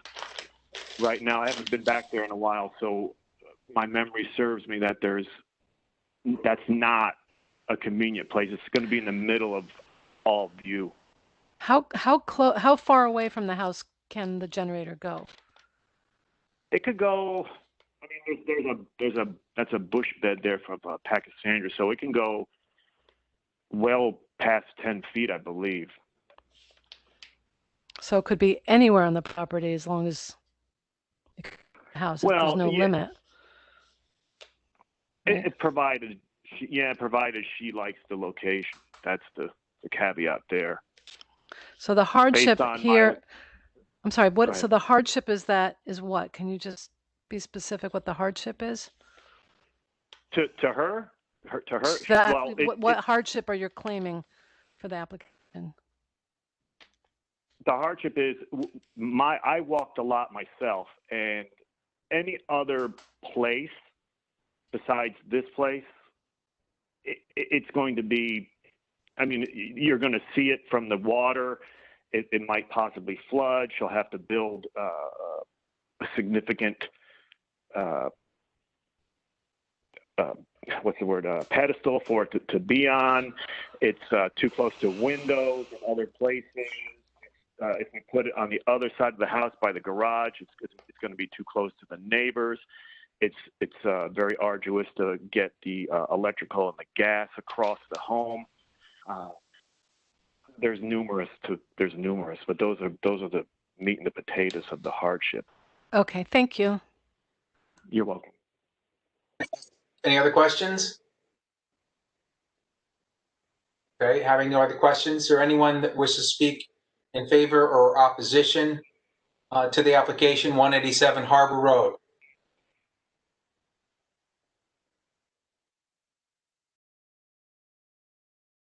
Okay, sorry. Quick question, sorry, I couldn't unmute myself. You mentioned that you had Adam Cliver walk the property also and determine an alternate location. Yeah, and we left. He determined that was the best, and he determined that since it's a non-conforming lot, we should apply for a variance to put it in the location that you guys see now.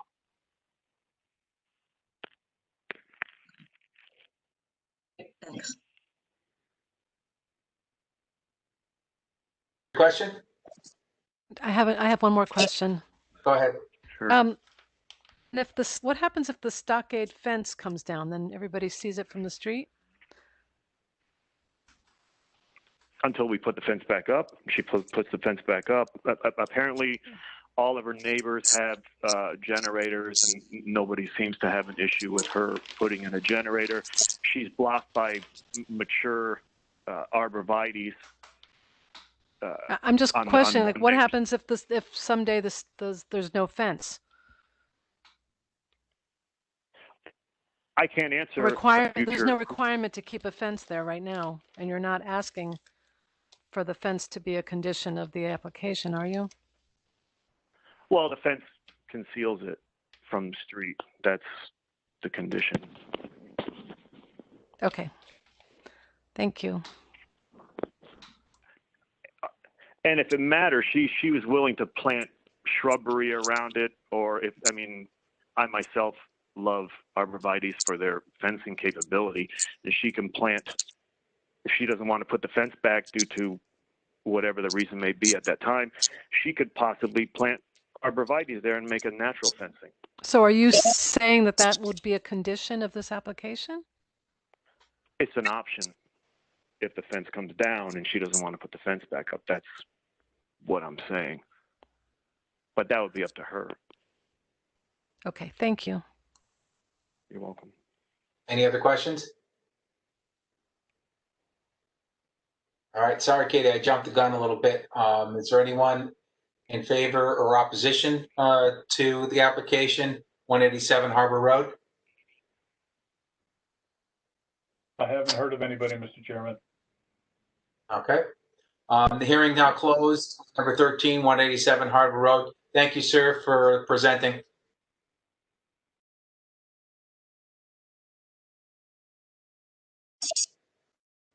Next is number 14, 58 Oldfield Road, map 182, parcel 611.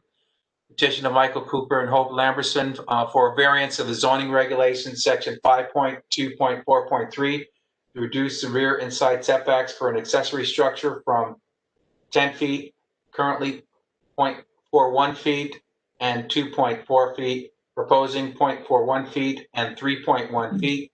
Permission to reconstruct second floor of detached garage and add front and rear dormers, premises A zone. Is there someone for 58 Oldfield? Yes, I'm the homeowner here. Oh, okay. Mr. Cooper, all right. Go ahead, sir.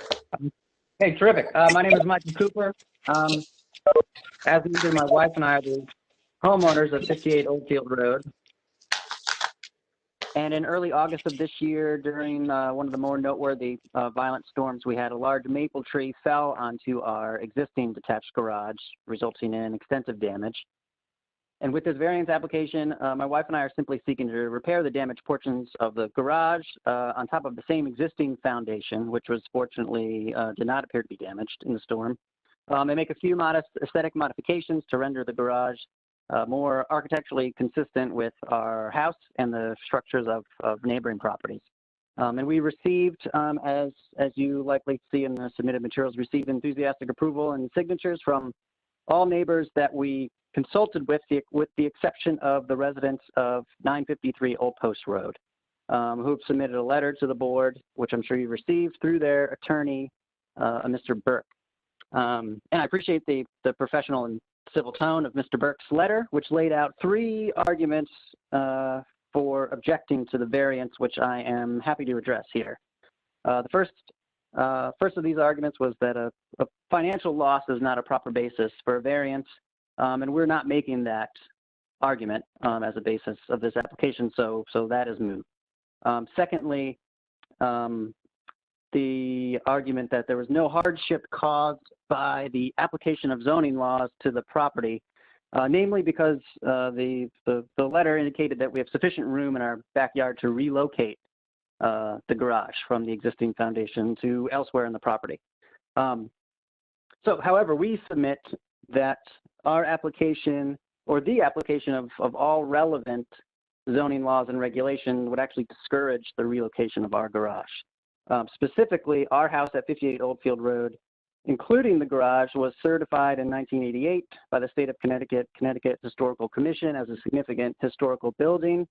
And with that in mind, I'll direct the board's attention to the 2020 Historic Districts and Properties Handbook generated by the Fairfield Historic District Commission, which states in relevant portion on, for example, page 13, that the relocation of buildings and structures in a historic district is generally not recommended.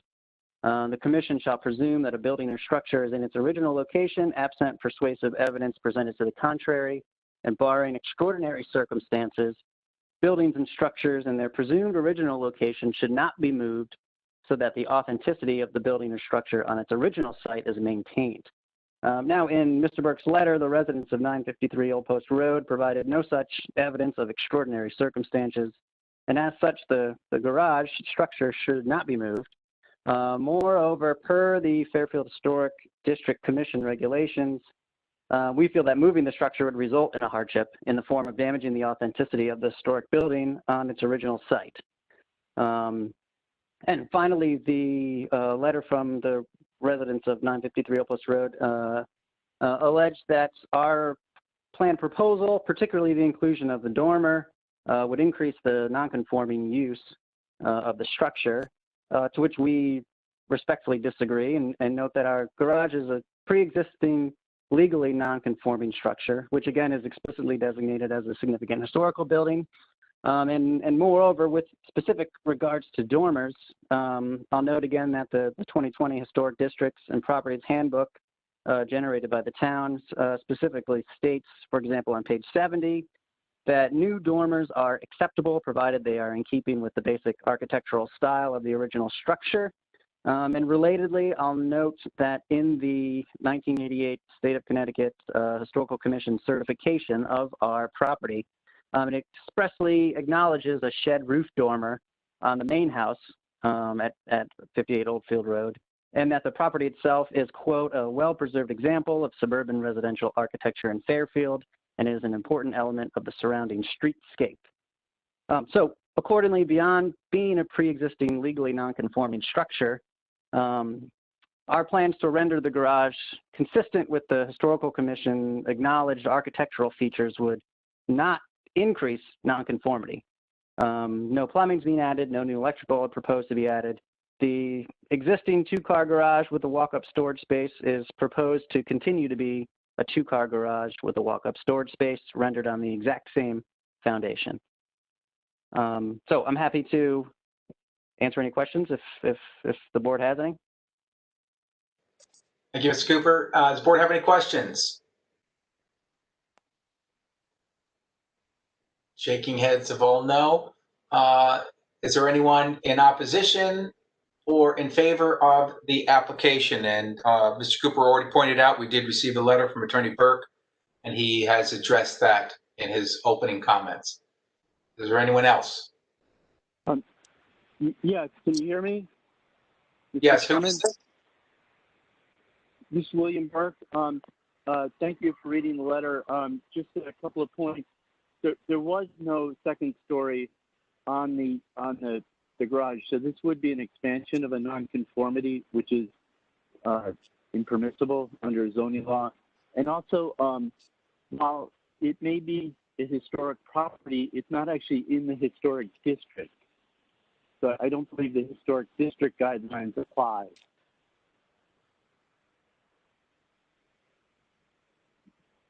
Okay, thank you. Well, if I could quickly rebut, I mean, Mr. Burke's letter, he acknowledges that there's a space above.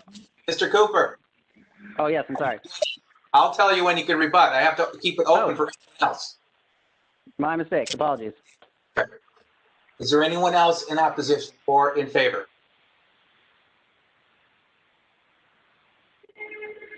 I don't see anybody else, Mr. Chairman.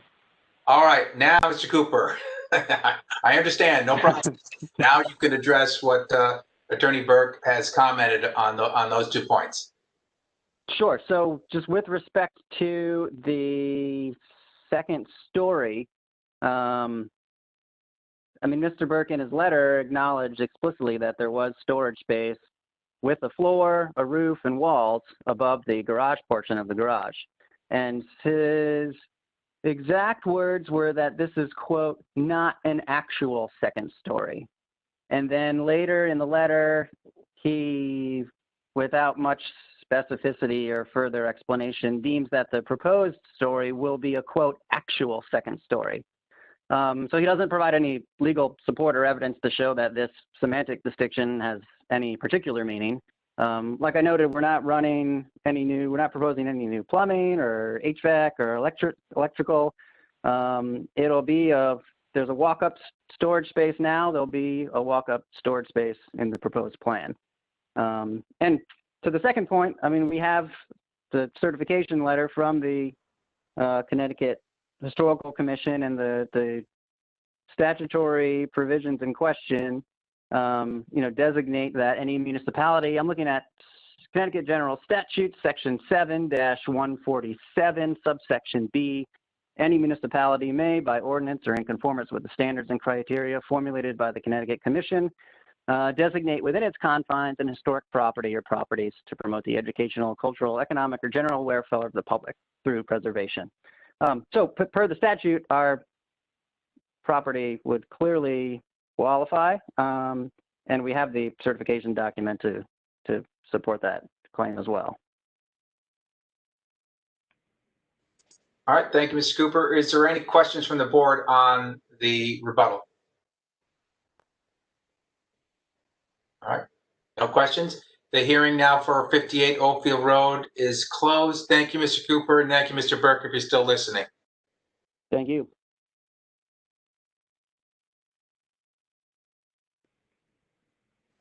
Number 15, 18 Fairfield Woods Road, map 28, parcel 521, petition of Rodrigo Valorizo for variance of the zoning regulations, section 5.2.4, to reduce the side setback and sum of 2 side setbacks from 7 feet and 25 feet, currently 1.5 feet and 16.3 feet, proposing 1.5 feet and 16.3 feet, permission to construct a second floor addition, premises A zone. Mr. Ballard, I think I saw you somewhere. There you are. There you go, sir. Go ahead. You're muted, sir.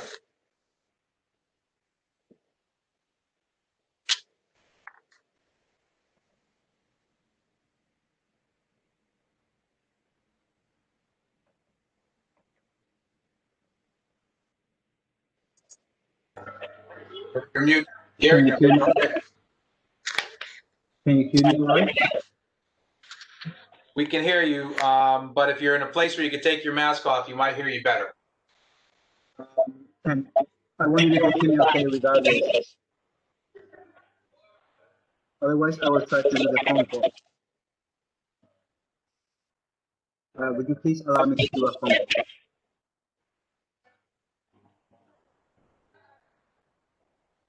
Go ahead. We can hear you. Just speak slowly so we don't, because we're having some feedback a little bit. All right. All right. I'm trying to do the phone call because I think you will hear me a lot better. Hello? Tell us what you want to do. Hello? I think you can hear me better now, right? We hear you. You just speak slowly and tell us what you want to do.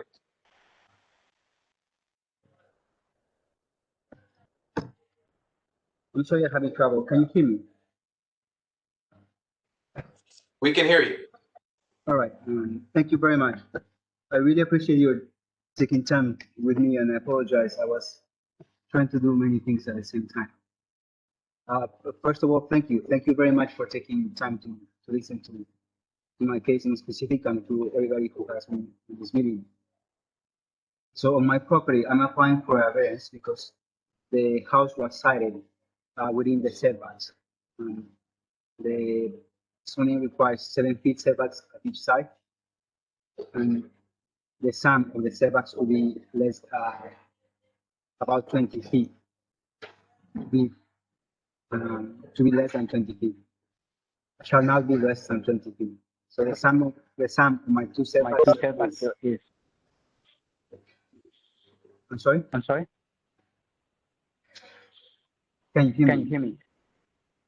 So the sum of my two setbacks is.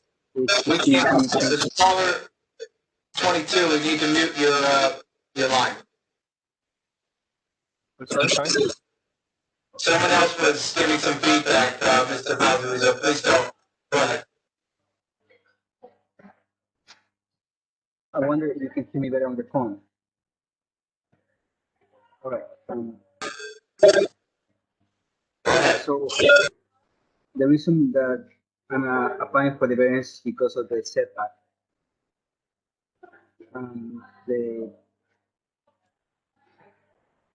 The reason I'm building within the setback is because the house was sited that way way back then. So I'm not extending anything within the confines of existing footprint. The reason I'm trying to do this addition is because the house is really tiny. It's 720 square feet. And I'm trying to look ahead for perhaps for a family in the future. So it's really too small to make it comfortable. And I'm trying to extend it so I can have a family and use a little more of the space. Because the setbacks, because the house is sited, so it is within the setbacks. I already spoke with engineering, Bill Hurley. He was very kind to come to my house and to walk around the site. So we talk about the things that we can take out. So there's more, there's less footprints that's actually on the site. So we will be taking the patio. There was a walkway as you go from the street side towards the house before. So I removed that. We decided where the reservoirs will be for the water to go to, according to the topography of the site. So I understand this somewhat because my training is in architecture and my master's degree is in city planning and historic buildings. And I only mention this because my interest is to comply to the norms for the town and make sure that the house is fitting with the remaining of the neighborhood. I already spoke with the neighbors and they were kind enough to receive me and allow me to explain what I was trying to do. So that's pretty much it. I'm trying to look ahead to see if I can grow a family. That's the reason for this desire to do a second floor. Thank you very much for your time. Pardon for the technical difficulties. I really appreciate you taking the time today. And I welcome any questions if you have any that I can reply to. All right, thank you, sir. Thank you very much. Hold on a second. Let me see if there's questions. Is there any questions from the board? Questions? Is there anyone that wishes to speak in favor or in opposition to this application? 18 Fairfield Woods Road. Yes, my name is David Hochberg. I live at 232 Churchill Road, directly across from the residence, and I'm in favor of it, and I welcome Rodrigo to the neighborhood. I wish him well. Thank you, David. Thank you, sir. Is there anyone else in favor or in opposition to this application, 18 Fairfield Woods Road? I think we're okay, Mr. Chairman. All right. Very good. Thank you, Ms. Dick. We're going to be closing the hearing. Thank you, Mr. Palorizo. 18 Fairfield Woods Road, application 15 is now closed. Thank you very much.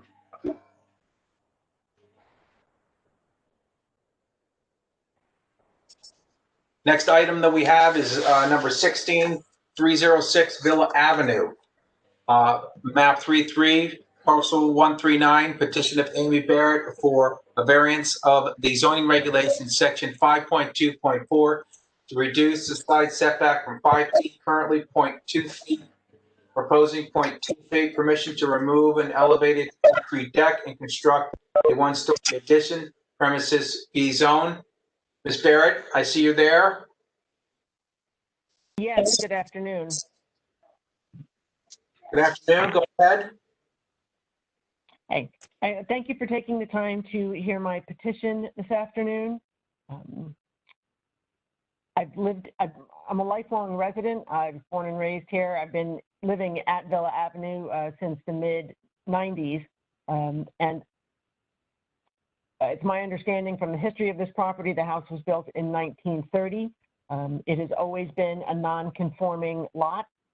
I believe it was initially connected to 318 next door, which is why my house is on the far right side of the property. If you are looking at the survey that I provided.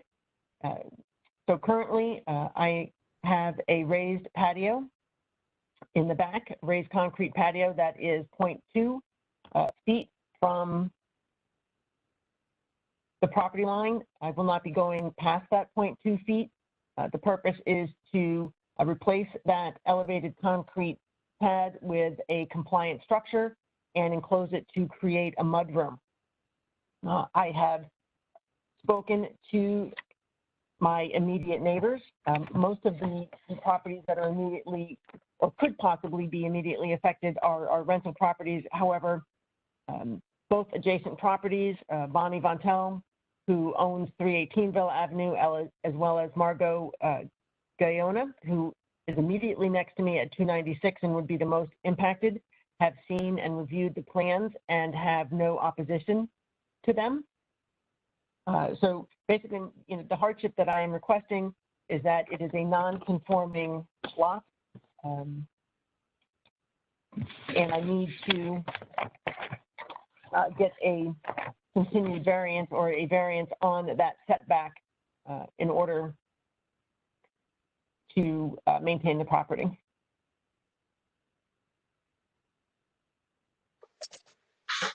All right, thank you, Ms. Barrett. there any questions for Ms. Barrett?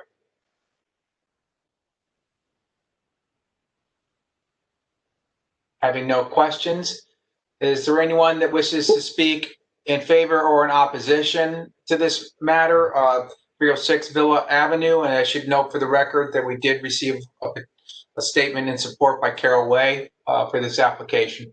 Already have one supporting comment there that's part of the record. Anyone else in favor or against 306 Villa Avenue? I don't see anybody else, Mr. Chairman. Thank you, Mr. Decker. Ms. Barrett, thank you very much. We're going to close the hearing on number 16, 306 Villa Avenue. Thank you. Okay, thank you very much for your time. Next item, number 17, 101 Robert Lane, map 177, parcel 12, petition of Catherine Gusson for a variance of zoning regulations, section 5.2.4, street line and rear line setbacks from 30 feet and 30 feet, current 7 feet and 20.8 feet, proposing 7 feet to the house and 16.2 feet to the porch and 15.4 feet. And section 5.2.5 to increase the lot coverage and total floor area from 20% and 40%, currently 15.43% and 23.6%, 6.64% and 48.3%. Permission to construct a 2-story and 2-floor addition with attic above and open front porch. A zone. Ms. Gusson. There you are. Go ahead. It's nice to see everyone again. I was in the October meeting, and I'm getting a lot of feedback. Are you guys hearing that, or we're good? Here. Okay. I was in the meeting, and I've obviously am back this month. I've made some modifications, and I hope you'll be pleased with.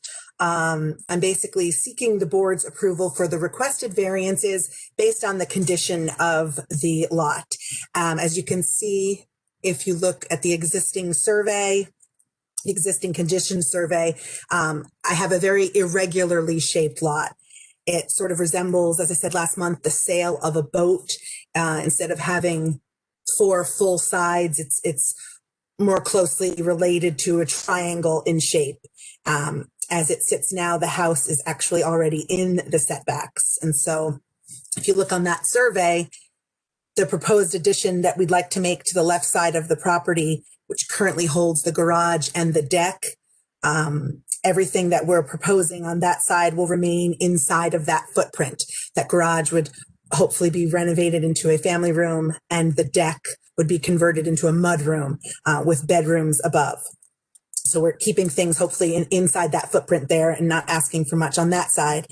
With respect to the other side of the house, I'm proposing that we replace the garage on the right-hand side of the house and additionally add a 1st floor bedroom behind it. If you remember from last month, I mentioned that my 77-year-old mother lives with us, and the stairs are really becoming kind of a non-starter there. So a 1st floor space would be really ideal for us. I also proposed that above that new addition would be a home office for me. As I mentioned last time, returning to work in light of COVID with my diagnosis and whatnot is not really possible. If you remember, I was diagnosed a couple of years ago with cancer. It's recurred twice in the last 7 years or so.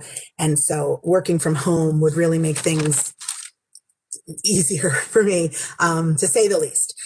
So I do believe that the proposed structure is really keeping in the harmony of the neighborhood, especially the direction the neighborhood is heading now with some bigger homes being built and the little streets that connect, some new constructions being done. And I think that this sort of fits into that nicely.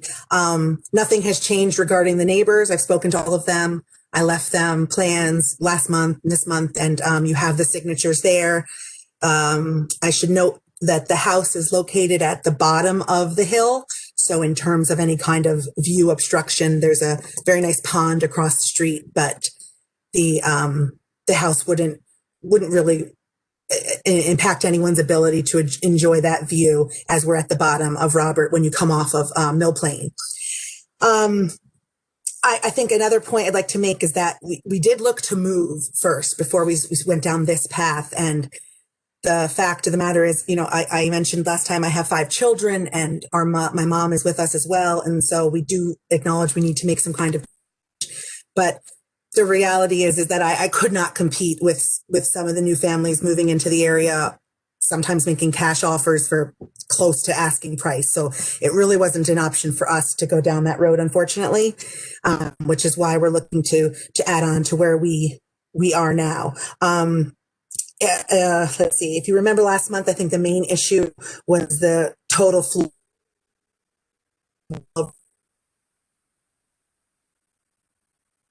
And I just hope you're satisfied, and I just appreciate the board's consideration of this appeal.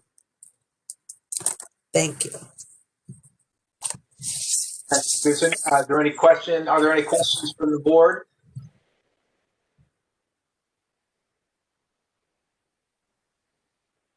Did we lose Katie?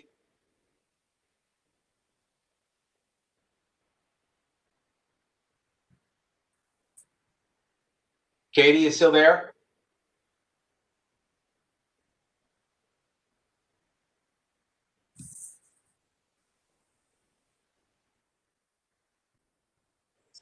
She may not realize that you can't see her. I can't see. Okay. You're good now. Okay. There was no video for a second. I didn't know. Bermuda Triangle. So I just wanted to clarify. So it looks like versus what was denied last time, you reduced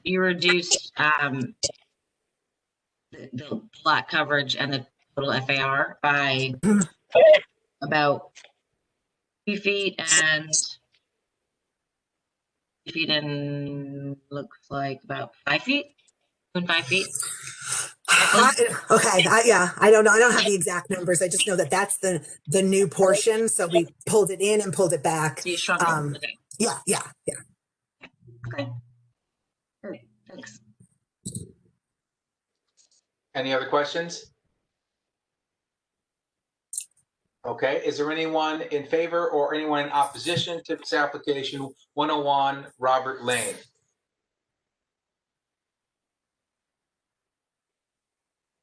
I have not seen or heard of anyone, Mr. Chairman. All right. Thank you, Mr. Decker. Okay, Ms. Gusson, the matter now is closed. The hearing closed on number 17, 101 Robert Lane. Thank you very much.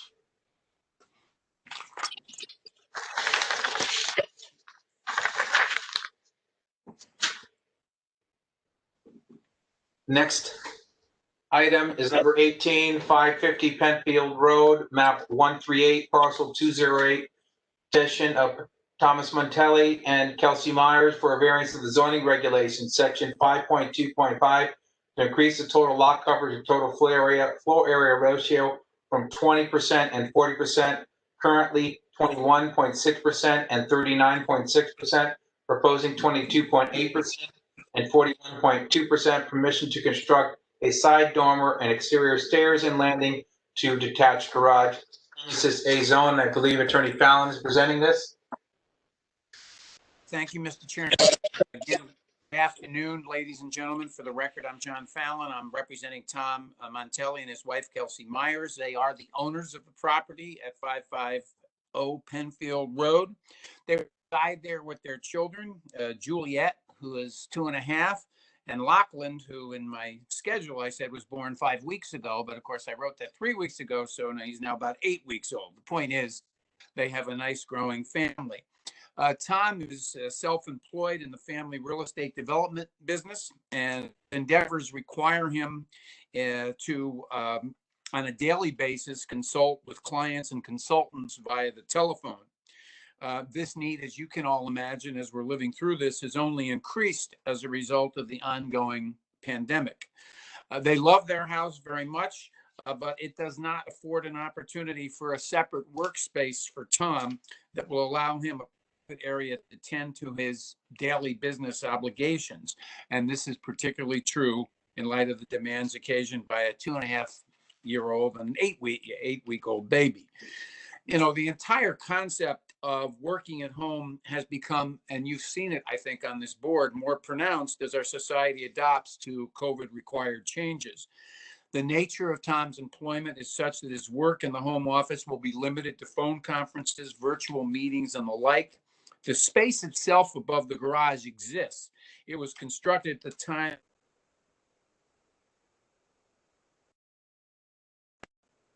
in 2013. The space above the garage is not being expanded. It exists now.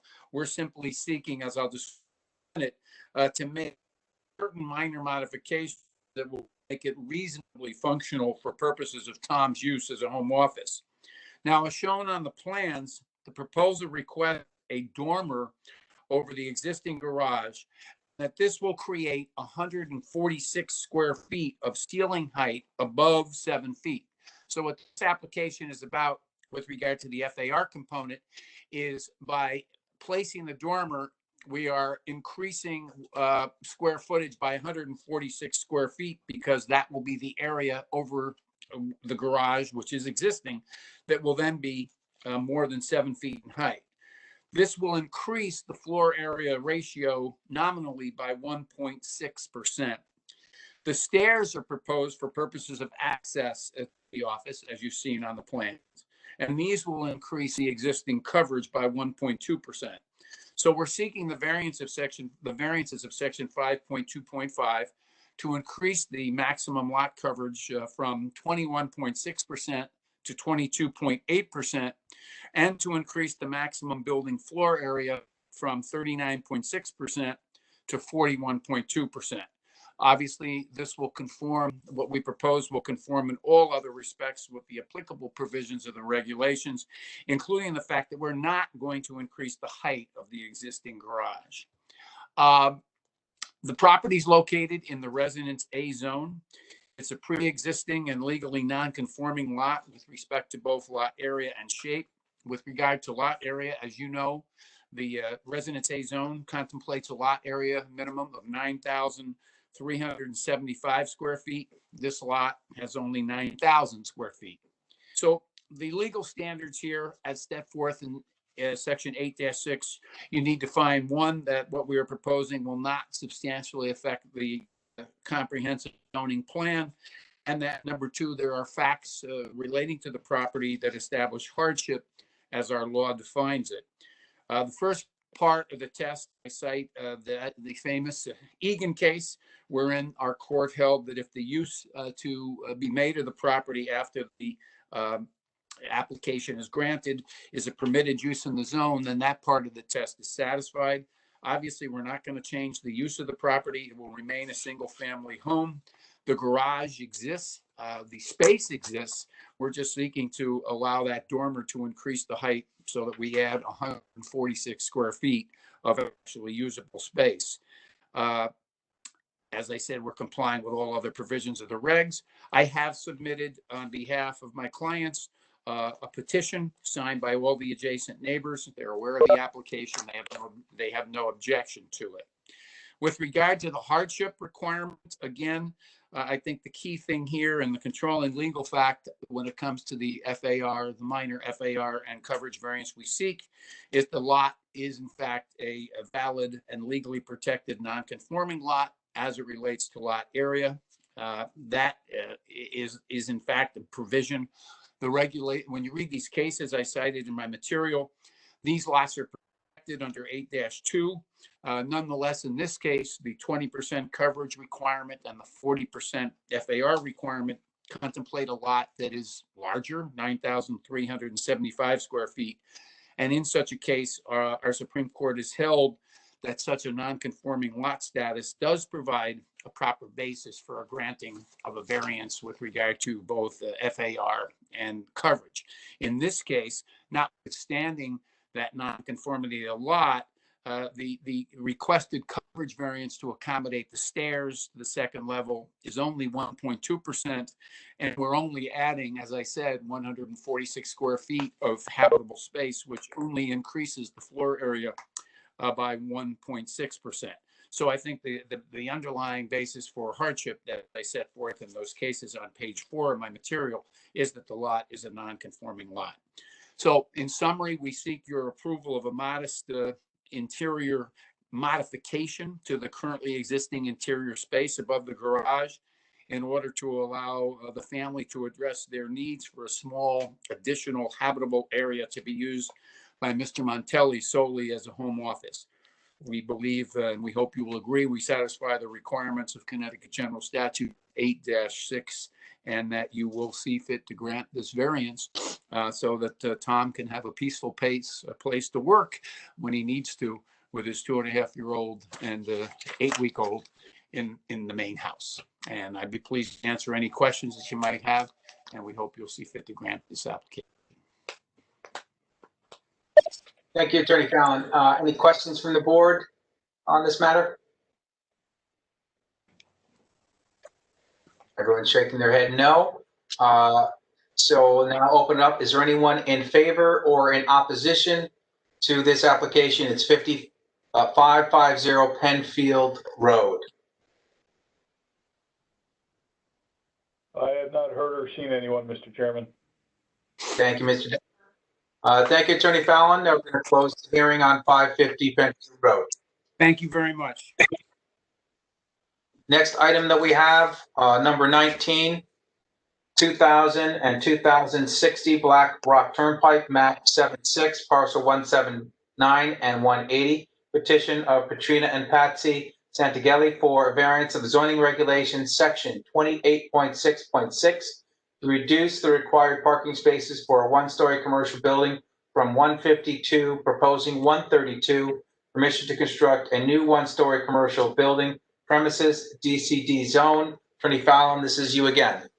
Thank you, Mr. Chairman, members of the board. For the record, I'm John Fallon. I do represent the owners of the property here. The background here, as I set forth in my application, August of 2008, the board granted an application to the same owners of the property involving the property at 2000 Black Rock Turnpike for a variance of section 28.6.6 to reduce the required parking from, the numbers will sound familiar, 152 to 132 spaces in order to construct what was then proposed to be a second-story addition to the existing building at 2000 Black Rock Turnpike.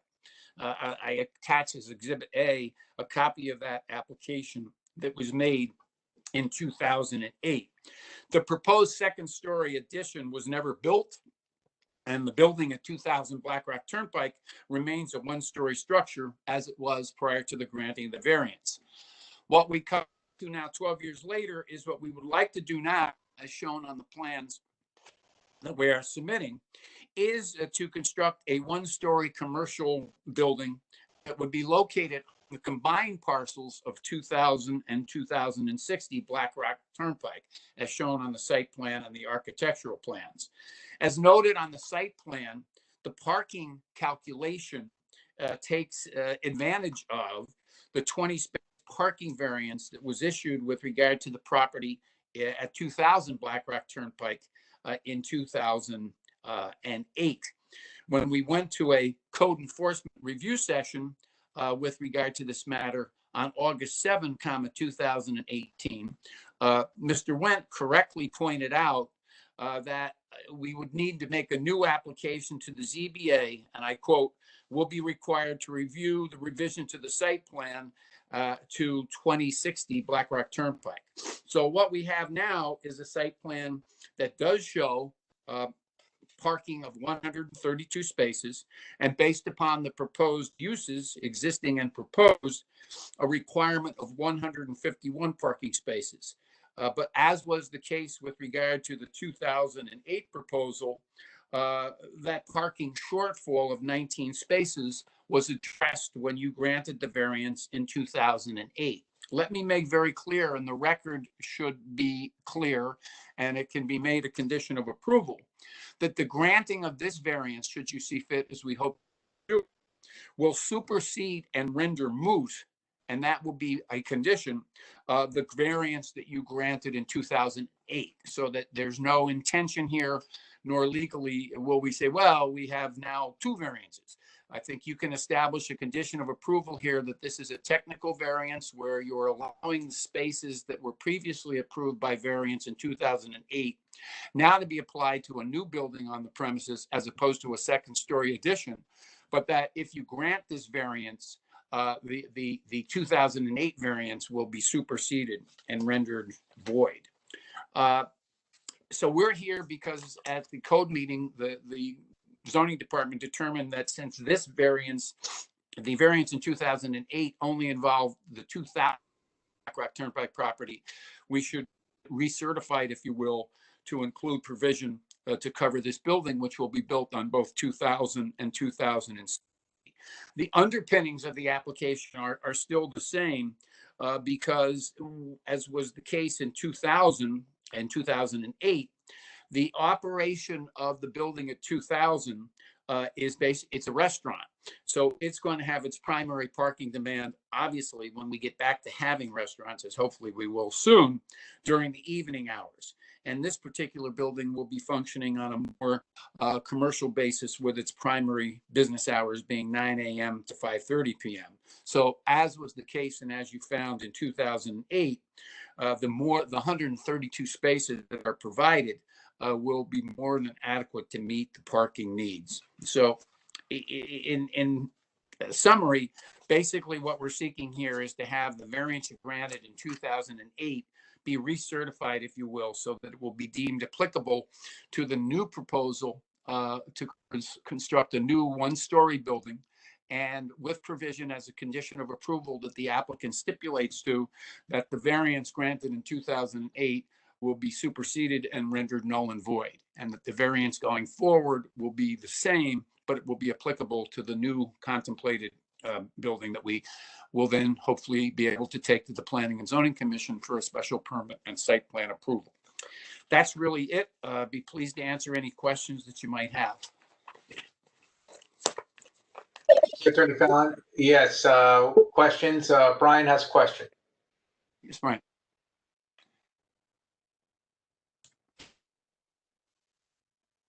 My question is fairly simple. Are the spaces only these 2 businesses, or are there any changes in either occupancy or use of those spaces that would affect the application as it was done in 18? No, in 2008, it's the same. All we're doing here was, at the time the Santangeli's contemplated building a second story above the restaurant building at 2000.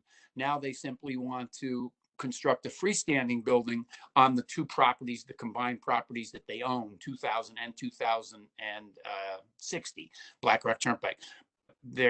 Other than that, the status quo will remain. All right, Jane has a question. Go ahead. Hi. In 2008, did they own the building at 2060? Oh, they own both parcels. Yes, they own 2000. They've owned 2000 and 2060 continuously, and they own both in 2008. In 2008, 2060 was not part of the application, which is why we're back, because the proposal in 2008 was just to put a second story on the building at 2000, but they own them. All right, and then I'm just curious. So they're going to demolish the 60 and replace it with a story building. Correct. So is that a net gain or a net loss of rentable space? It'll balance out to the same as what was contemplated in the second story addition. The parking numbers don't change. In other words, it'll be the same as was contemplated when we were putting the second floor above the building at 2000.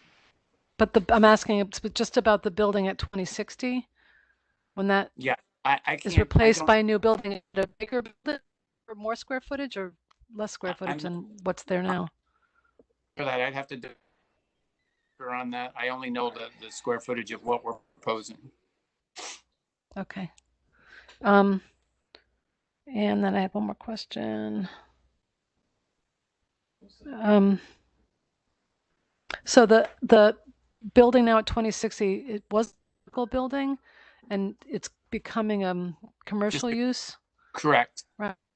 But Correct. are the parking requirements different The from parking what it is now requirements, to what you're proposing? yeah, if you look at the site plan, there's Mhm. Mr. Spath put together a complete synopsis of the parking existing and required, and that's how we. Okay. And then what happens if property is they divide it so that they become two separate properties with two separate owners? What happens to the parking then? Won't be able. One of the things that I've already we've discussed with zoning is, since this building as proposed, it will straddle, if you will, both 2000 and 2060. One of the things the Planning and Zoning Commission will require is a merger of the two lots. Okay, so they can never be separated.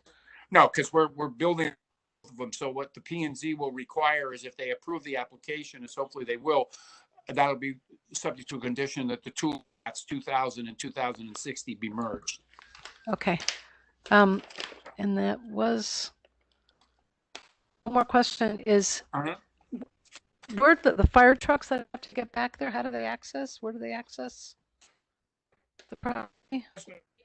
We had a code review meeting, which the fire department took place in, and there were comments in the code review meeting from both engineering and P&Z to establish a joint access, which is what the plans you have now show. When we originally went to code review, they didn't show that, and both the Laura Pooley and Mr. Wendt felt that would be advisable, and the fire department concurred. So the fire department has reviewed this plan that you have in front of you, because we had our code review meeting on August 7th of this year. So they've signed off and all's good. They have.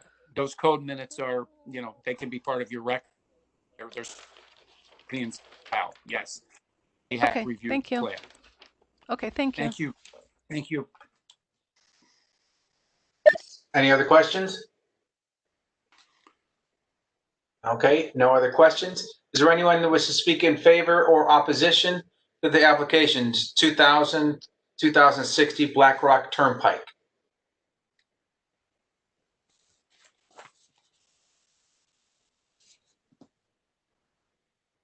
Sounds like somebody's trying to speak up, Kevin.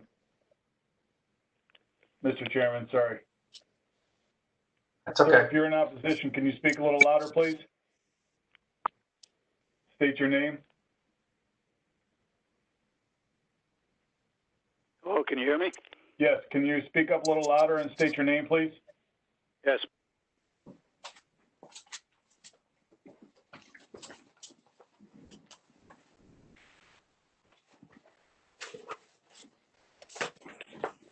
Go ahead, sir. If you have opposition, state your name and speak loud.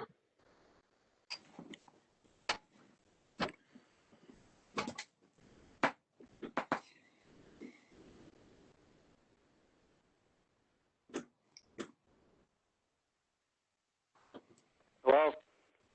Can you hear him, Mr. Chairman? I hear every once in a while someone says hello, but there's no talking. No selling us our name. Can you hear me? Hello? Yes, we can, but you have to give us your name and then you can speak. My name is John Philish. I reside at 58 Barry Scott Drive, directly behind the proposal. All right. Thank you, Mr. Philish. Tell us your concerns.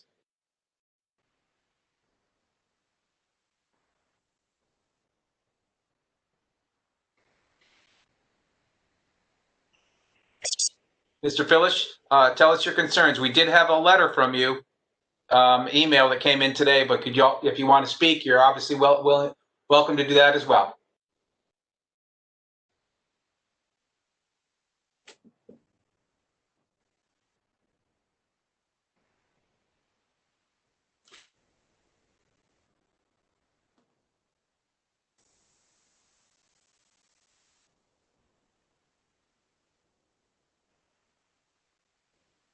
Mr. Philish, are you there?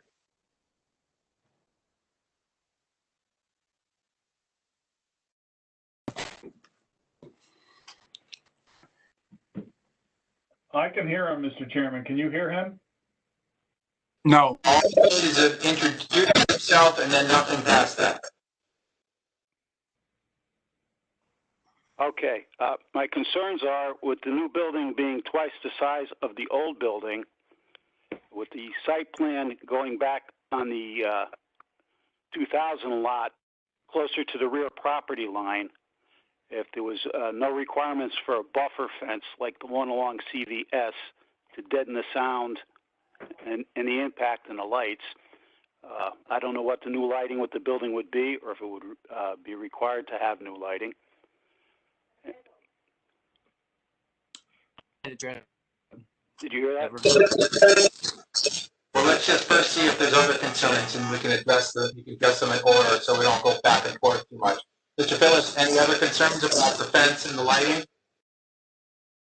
The lack of a requirement of that, and the actual footprint of the building going back onto the parking, the reduction in spaces.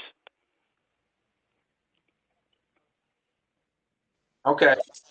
Attorney Fallon, can you comment on his concerns? First of all, point out that this proposal will have to go to a full application and public hearing before the Planning and Zoning Commission. The application, as will be made and as is in front of you now, does conform, in fact, to all of the provisions of the regulations, except for the parking recertification that we're seeking here.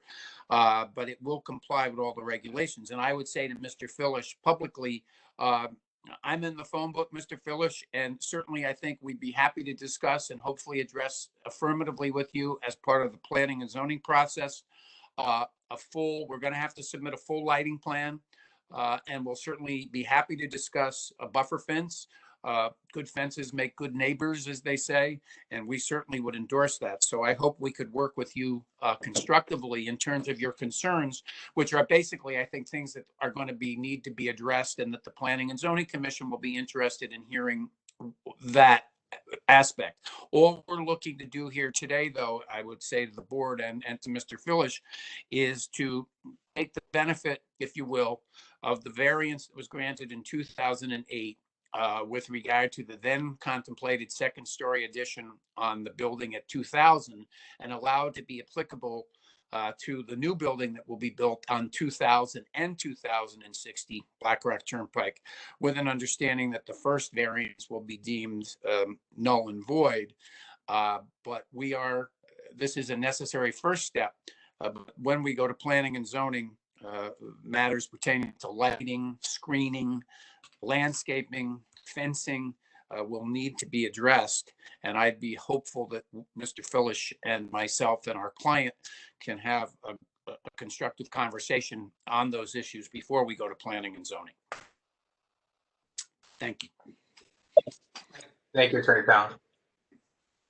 Any other comments in favor or opposition?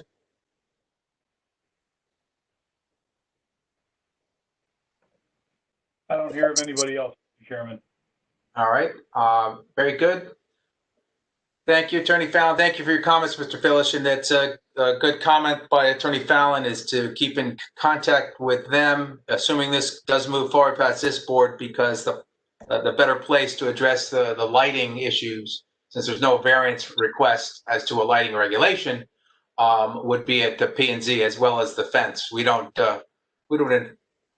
require people to put fences in, but the P&Z might be able to do that based on plans, certain landscaping, if you raise that properly with them, and I would stress that you do so.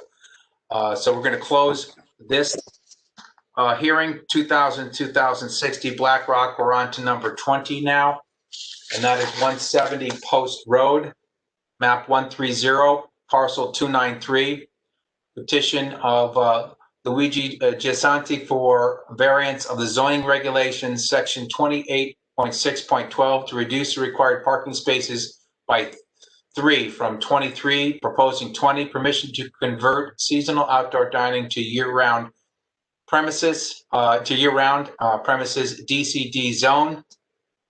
I think I saw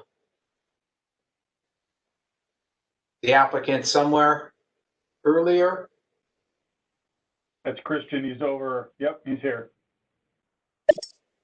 You're still on mute. Too many buttons on between phone and computer. How are you? How are you? Please present the application, Christian. Thank you. Yes, Mr. Chairman and committee, thanks for having me here today. I'm very proud and honored to be representing the folks here at Luigi's Restaurant, 50-year-old institution for Fairfield, family-owned business, and they are looking to convert an existing approved patio area outside to be a permanent part of their restaurant. Obviously, the business has grown over the past 50 years, although COVID has impacted them in a very negative way, I have to admit. And in any way possible, they've actually been contemplating doing that for years, but never moved forward to actually create that space as a year-round space. But we're looking to enclose it, add heating and electric, and apply and have more guests experience the dining. So would welcome any questions or thoughts, but obviously with very, very minimal effort, we can do that on the existing space. We are very limited to any expansion opportunities on the property in general. Unfortunately, we are but our own neighbor's parking lot on both back and front. We're confined by our own parking, as well as the state property against the post road there, which abuts Route 1 right directly on the zero line. So really, we're just trying to take advantage of what we already have and use it all year round. So I welcome any questions. All right. Board have questions? Jane, go ahead. Quick question. I see one handicap space. Is that all that's required? Or is one of the that you're asking to get a pass on would have been a handicap space? From what I can see on what the engineers have shown me for zoning, there's actually one or two. I think they've actually drawn out two on the property. I've seen two signs on the spots, i.e. meaning on the painting on the pavement for two spots. I need to get my glasses to see that fourth one up by the back door there. Yeah, I only see one on the site plan. Yes, it says 6 spaces include handicap. Yes, there's so my question is, only one handicap space is required for this property? At this point, yes. That's all we've had for this many years, yes.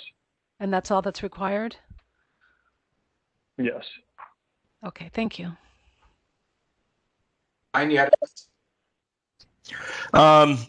Mine was more aesthetic. I'm just wondering if I'm wondering how many covers are going to be added to the restaurant. What does the seating occupancy increase by? Oh, sure. As far as covers are concerned, it looks like we have around 12 to 14 more seats on that side. But that's existing currently in the patio. I don't know if you have the image there of the actual patio. I can show on screen if you can see that here. Yep. But right along the side are existing seats. I believe there's around 14 maximum that's already being used. So if that answers your question. Yep.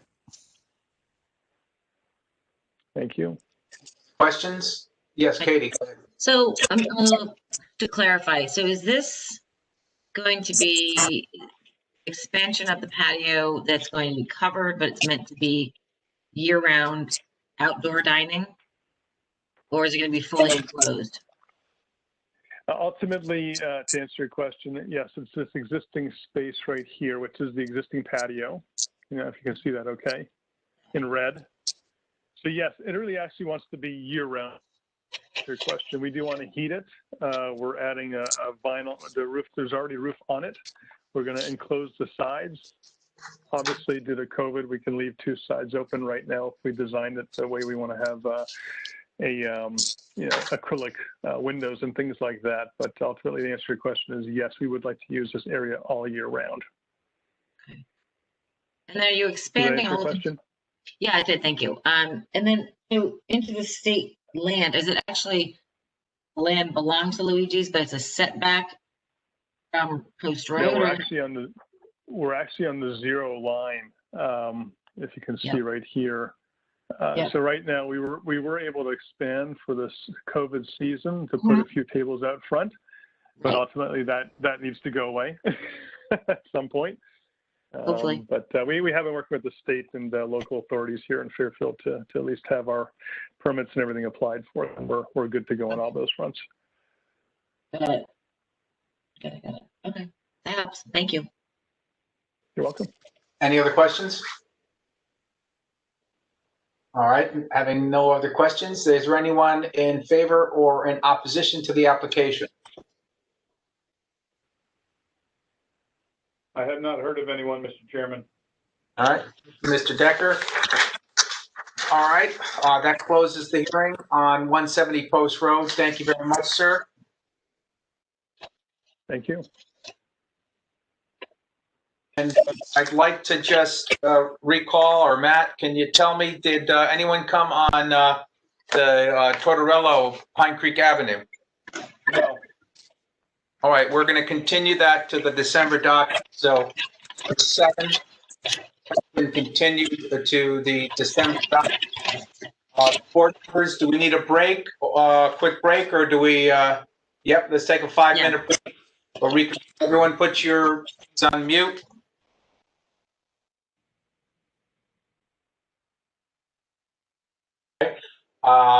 Matt, are you there? I'm here. Josephine?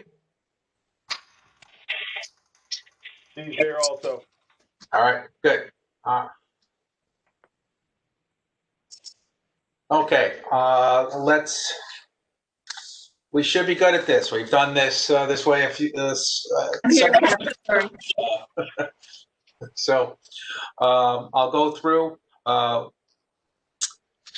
Reconvene Zoning Board of Appeals, November 12, 2020 working session.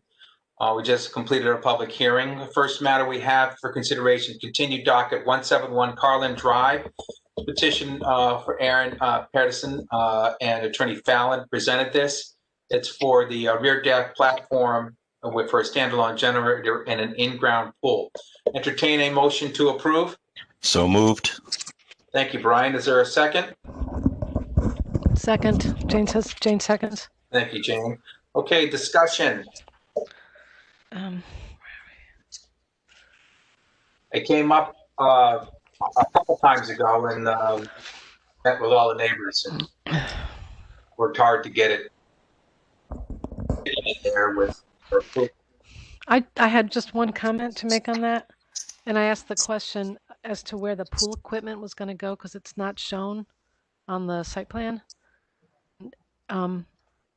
The answer was that it's going to be under something, under a deck or something, because I would hate for them to come back later and reapply for extra coverage.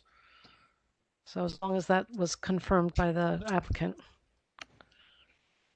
Yeah, I think, yeah, I didn't see it on the plan either. It was a good question. So we can hope that they fit it into the coverage that they've asked for. Right. We approve it. Right. Okay. That's Sure. the only comment. All right, we'll bring it to a vote. Let me pick a new order this time. I'm going to go. I'm looking at the screen this way, so it's going to screw things up. Brian? Good. Jane? Yes. Katie? Yes. Terry? Yes. And yes for me. Unanimous. Number 7. These poor people. Which is 7 continued docket. The general docket. And that is first one, 252 Main Street. Petition of Harbor House. Attorney Fallon presented this to install a generator. Entertain a motion to approve. So moved. Is there a second? I'll second it this time. Thank you, Brian. Discussion? I still don't understand how they can put it right across a walkway. I don't think it's an actual walkway. Anchor. I don't think it's an actual. I don't think it's a walkway in use. Yeah. Right. But if it's not in use, they could turn it 90 degrees and push it back and achieve the setback that they need. But the aesthetic is the concern. They're trying to work within people's view and not having to see it and have it close to their windows. Well, Historic is going to have to sign off on this anyway. So we'll see what happens.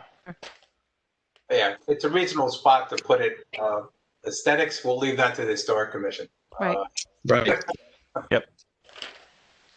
All right, bring it to a vote. Brian? Yes. Jane? Yes. Katie? Harry? Yes. And I say yes. It's granted. Number 2, 167 Oldfield 5, petition of the Gabrakowskis and to construct an in-ground pool on the corner lot. Entertain a motion to approve. So moved. Thank you, Brian. Is there a second? Second. Thank you, Terry. Discussion? Other than we had a lot of corner lots in this. Right. Seemed reasonable to me. Yeah, we've approved a lot of in-ground pools with this similar situation. So Yeah, you find the most unobtrusive spot in the neighborhood, then it's a decent spot. All right, bring it to a vote. Brian? Yes. Jane? Yes. Kate? Yes. Terry? Yes.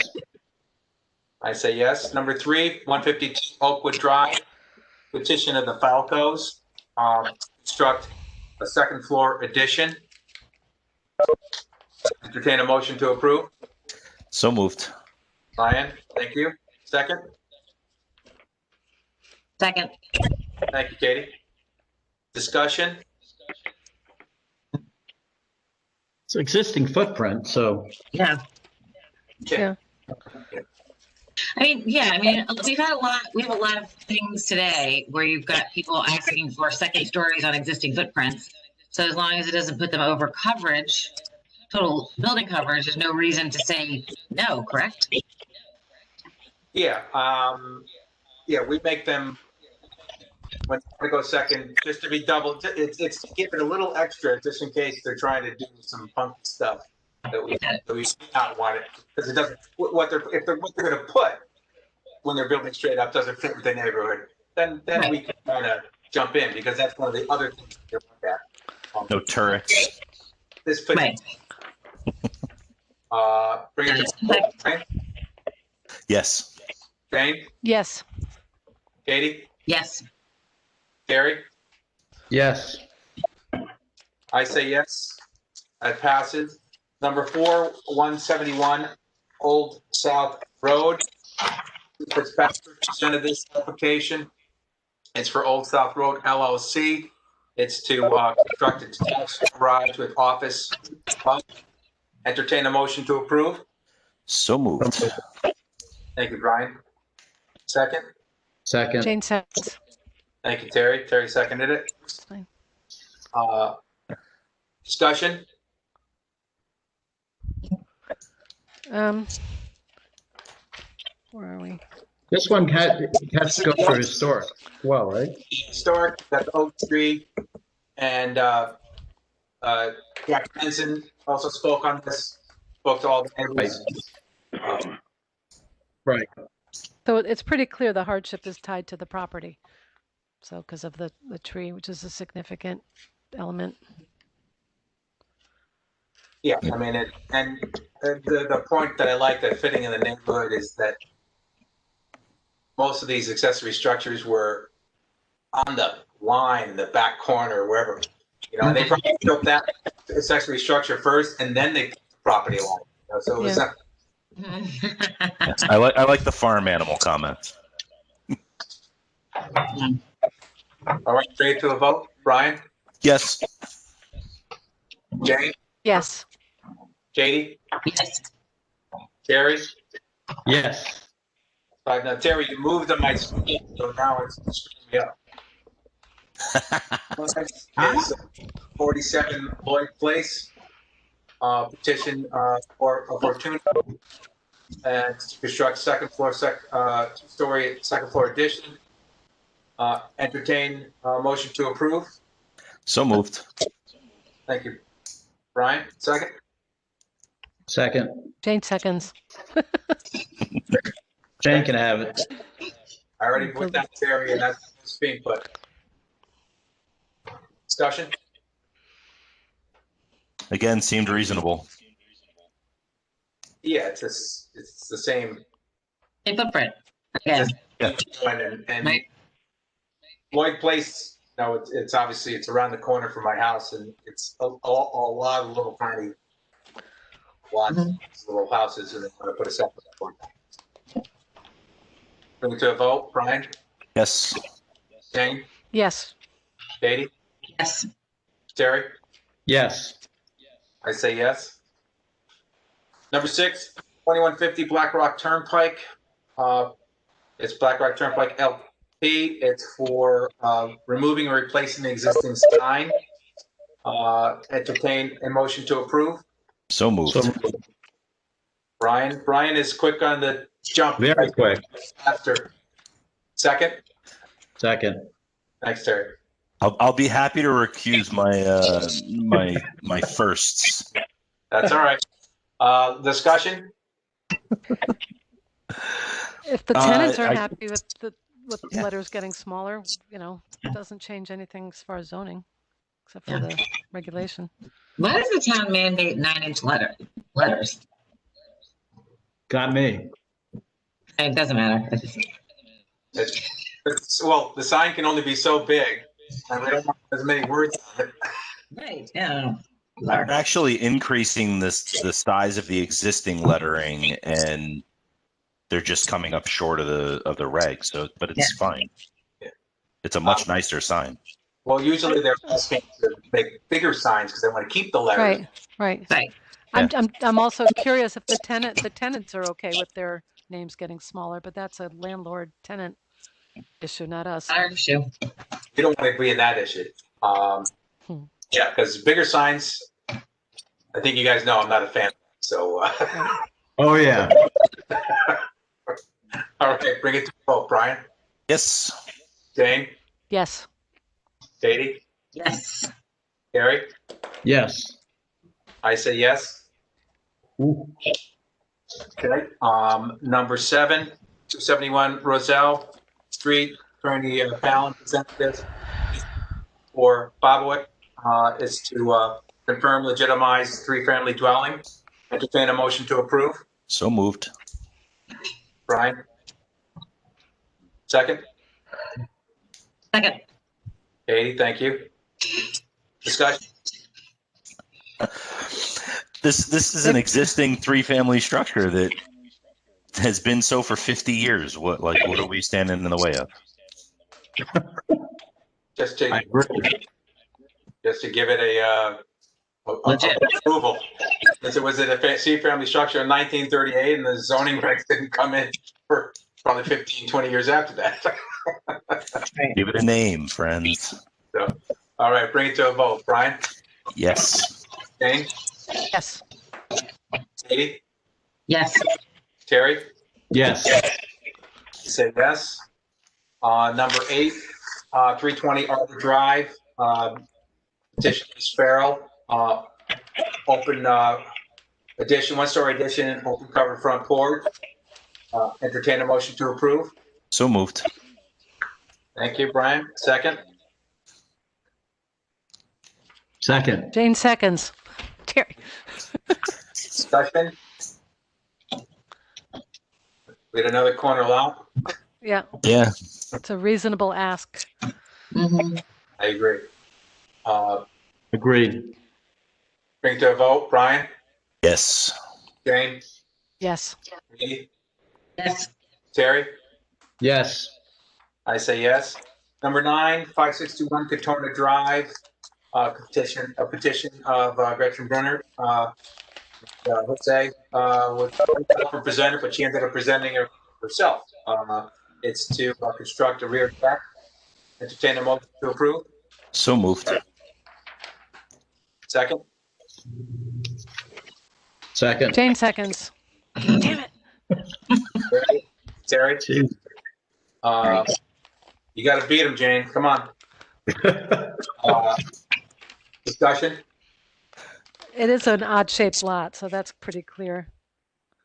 Yeah, I see no major concern. Odd shape from architect is It's a challenge. it's a challenge. That's an opportunity, not a problem. Lot. All right, bring it to a vote. Brian?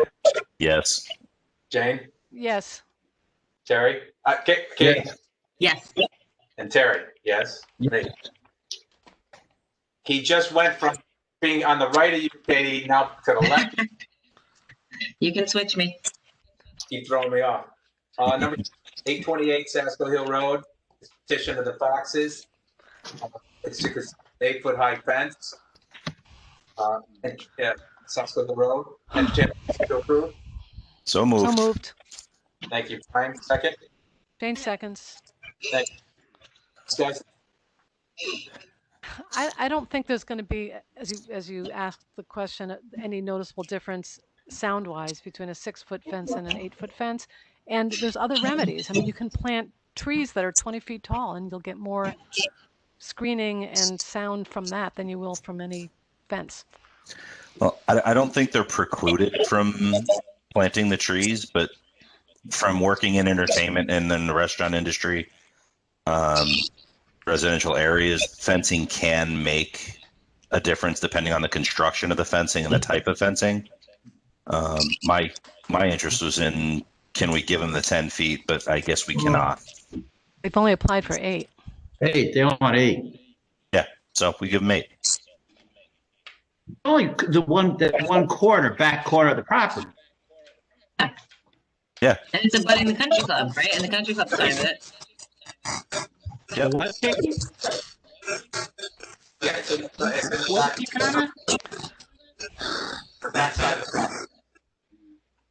Kevin, your microphone goes bad. Yeah.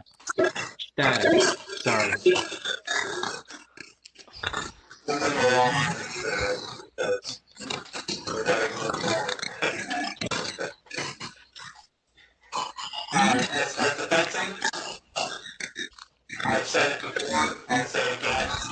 I can't hear you. Kevin, Can't hear.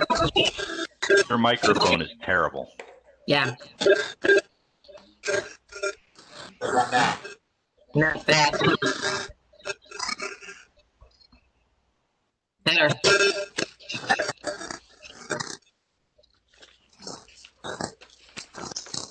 Is your microphone on your shirt or on your computer? It's on the computer. Okay. Better. Plugged in. Camera. That's better. All right. As to fencing, I rarely see there's a hardship to go beyond 6 feet. It just doesn't, I don't see it, don't buy it. I see a lot of hardships, other things. I can understand it as to the property, the living, the structure, that where you're living, but the fence, I just don't see it. The hardship is not tied to their property. They don't like the neighbors. Has nothing to do with their property either. So technically, it's not really a hardship. There can be. I haven't seen one yet. Interesting. All right. Bring it to a vote. Brian? Yes. Jane? No. Katie? Yes. Terry? No. I say no.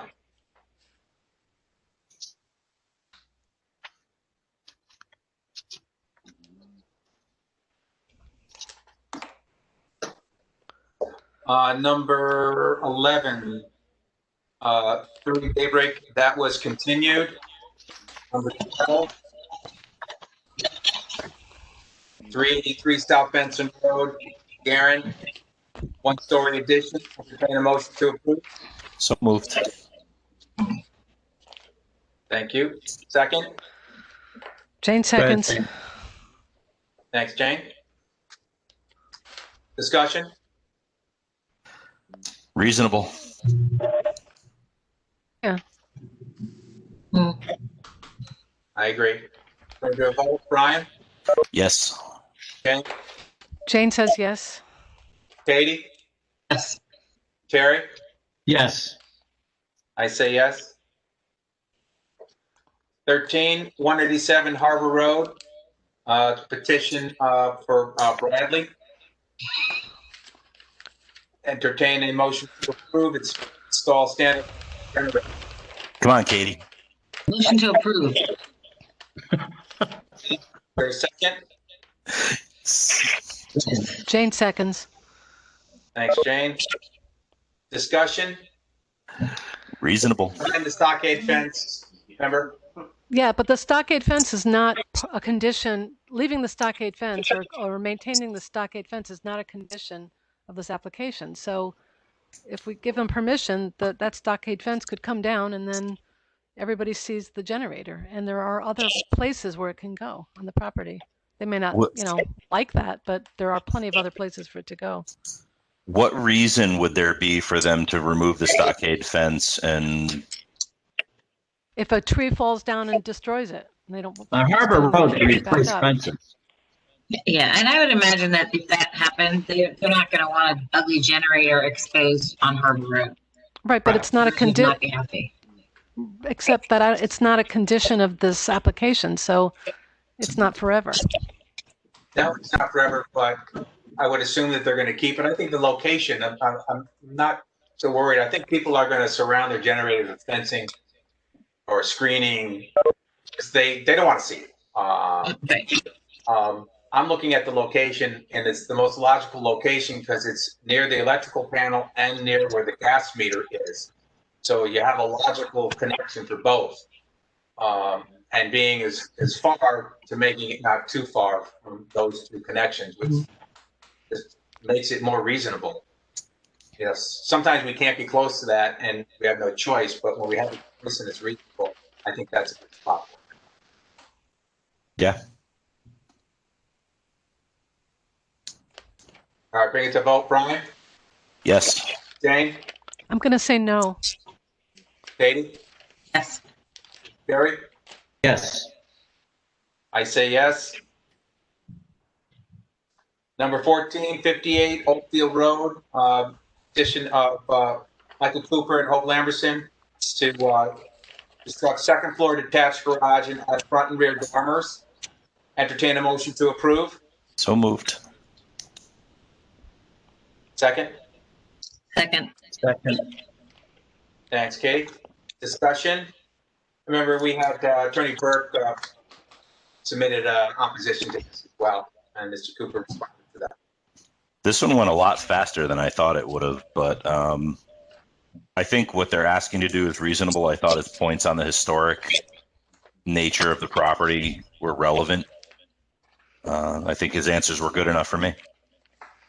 It doesn't look like they're using that space on the second floor for anything other than storage. So it's not like there's going to be people looking down on the neighbors. It's going to be dark. Yeah. And you know what? Actually, when you look at that property, because I was reading through that letter and they're talking about how they're going to lose their privacy because they're looking down at part of their backyard. The part of the backyard that they're looking on is a small area that's behind the garage of the house on Old Post Road. Yeah. Right. It's not like a lived-in area. It doesn't appear to be a lived-in or used area anyway. Unless the kids are playing hide and seek. And they're also they're already non-conforming. Right. They're keeping one location, but they're reducing the non-conformity in the other location, which gives another reason for hardship. I mean, it's not a big reduction, but it's a more than a half a foot reduction where they're moving away from one property. So a reduction of a non-conformity is an additional basis to help. Bring it to a vote, Brian? Yes. Jane? Yes. Katie? Yes. Terry? Yes. I say yes. Number 15, 18 Fairfield Woods Road. Valorezzo presented the application, and it's construct second floor addition. Again, we have the same thing. We're going straight up. A motion to approve. So moved. Brian. Second. Who said that? Thank you. Discussion? Vertical, let's go. Non-conforming. Well, he has that, and he has about 60% of what's needed for the minimum lot size. Yeah. And it would fit into the neighborhood. Brian? Yeah, I'm good. Jane? Yes.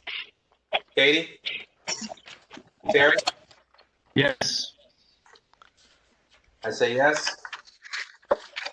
Number 16, 6 Villa Avenue, Ms. Barrett presented the application for herself to remove the concrete deck and construct a one-story mudroom. Entertain a motion to approve. So moved. Thank you, Brian. Second. Second. Thank you, Katie. Discussion? And remember, we had Carol Way support on that. Say that again, please. Carol Way's case. Oh, thank you. It was reasonable. Oh.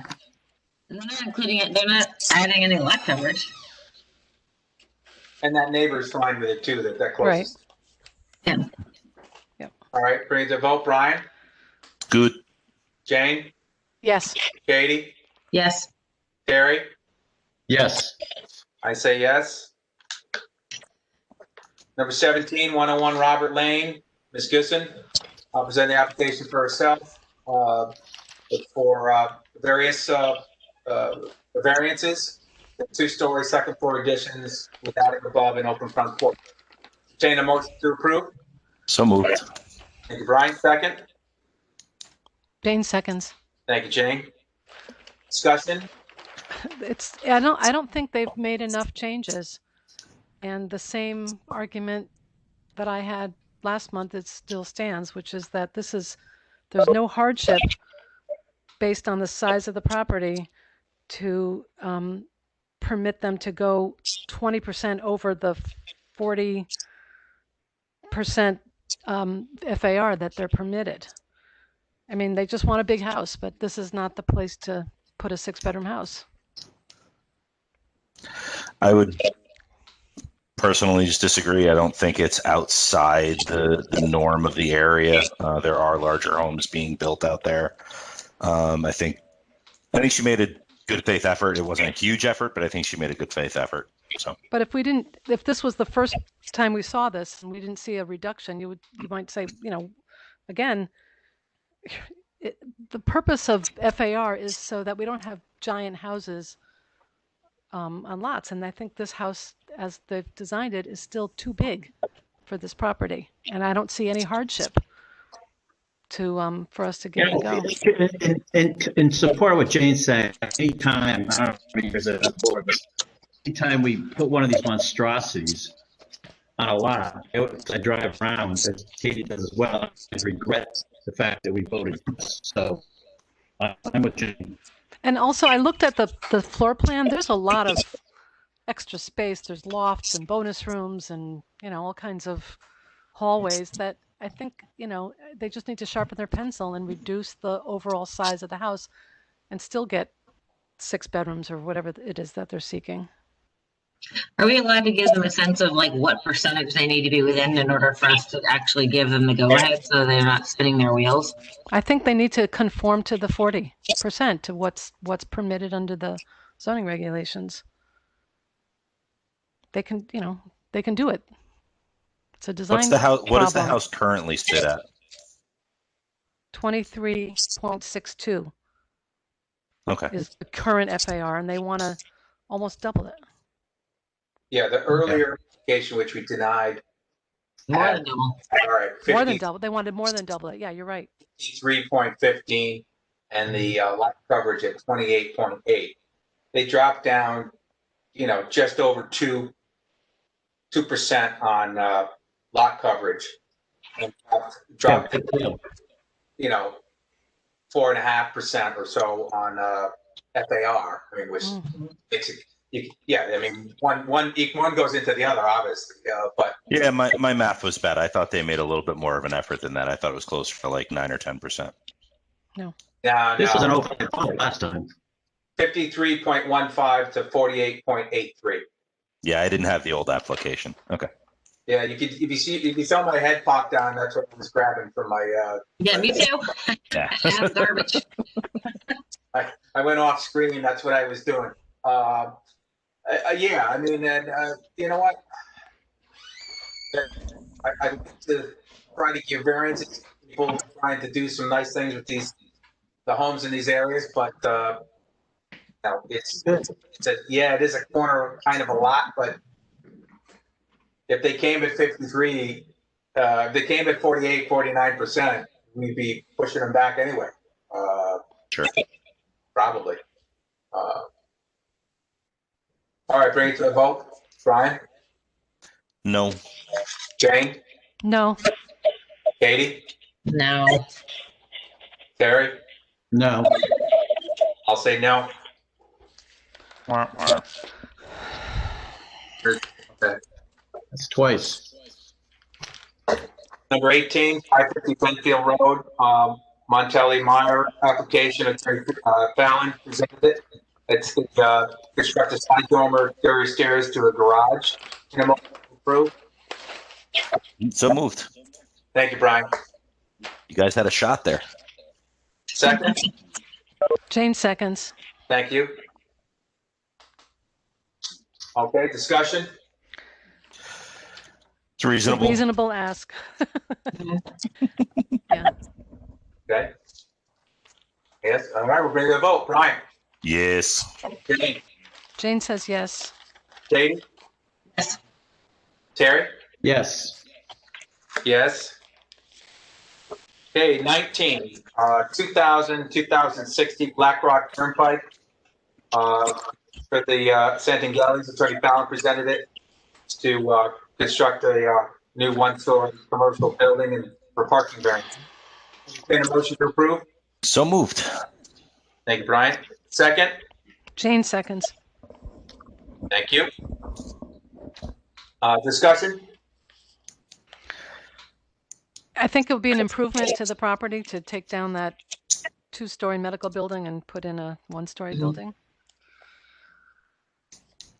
I think based on the fact that the board approved it once before in 08, and they've made the concession not to have the first one wiped out entirely and this one supersede is logical. I think the number of spaces is also reasonable. Agreed. I agree. Let me just, would someone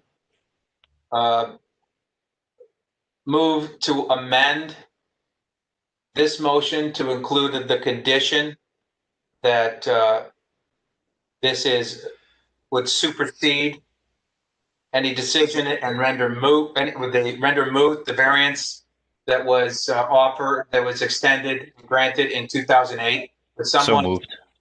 Thank you. Is there a second to that amendment? Jane seconds. Thank you. Is there discussion on the amendment? Nope. Okay. Brian, what's your vote on the amending our current motion? Yes? Yes. Okay. Jane? Jane says yes. Katie? Katie? She's frozen. Yeah.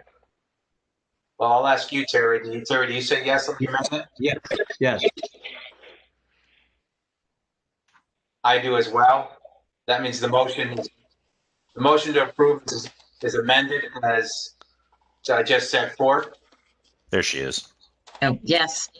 All right. Well, we didn't need your vote, but thank you for voting anyway.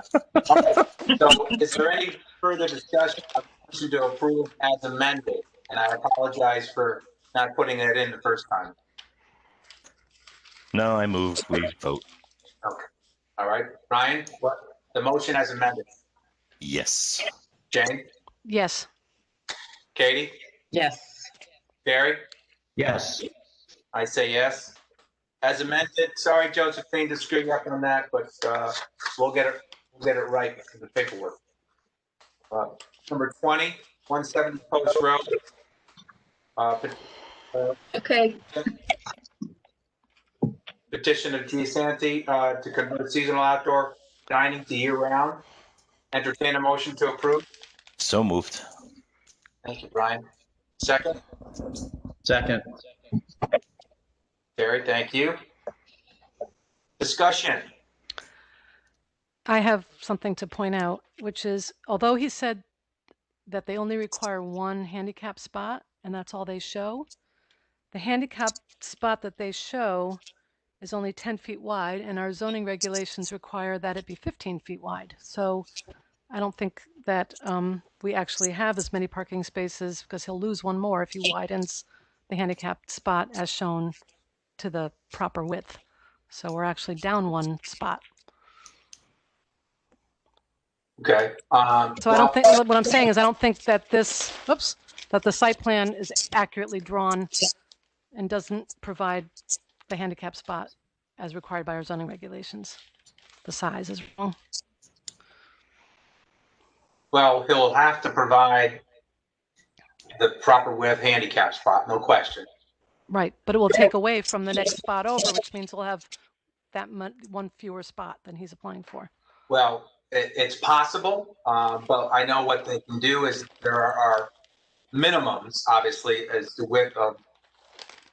I know that, but when you look at a whole parking lot, you can have. There's a minimum width of parking space. Right, and I know that. 10 or 8 here. I have to look. I'm looking at the regulations. So if he complies with all of that, can fit all the spaces when we're looking in the parking area as a whole, doesn't necessarily mean he loses one. But we can only go by the drawing that we were presented. We can only go by but we can only go by the number. No, the drawing comes with it. Drawing comes with it, but he can't say, "Oh, you approved this drawing." No, the regulation. We're only approving the regulation that requires X parking spots. But if the geometry is up to them to comply. We're only approving the number, not the geometry. That's my understanding, correct? Yes. They'd have to come back to us. We could deny it if they did something wrong. So what you're saying is when they go to strike this, if it doesn't work out, then they're going to have to come back and ask for. They'd have to come back or scrap their idea. Yeah. I'd rather give them the heads up right now that it doesn't work. Well, as drawn. We don't know if it doesn't work as to the space they have there, if they can fit the number of parking spots.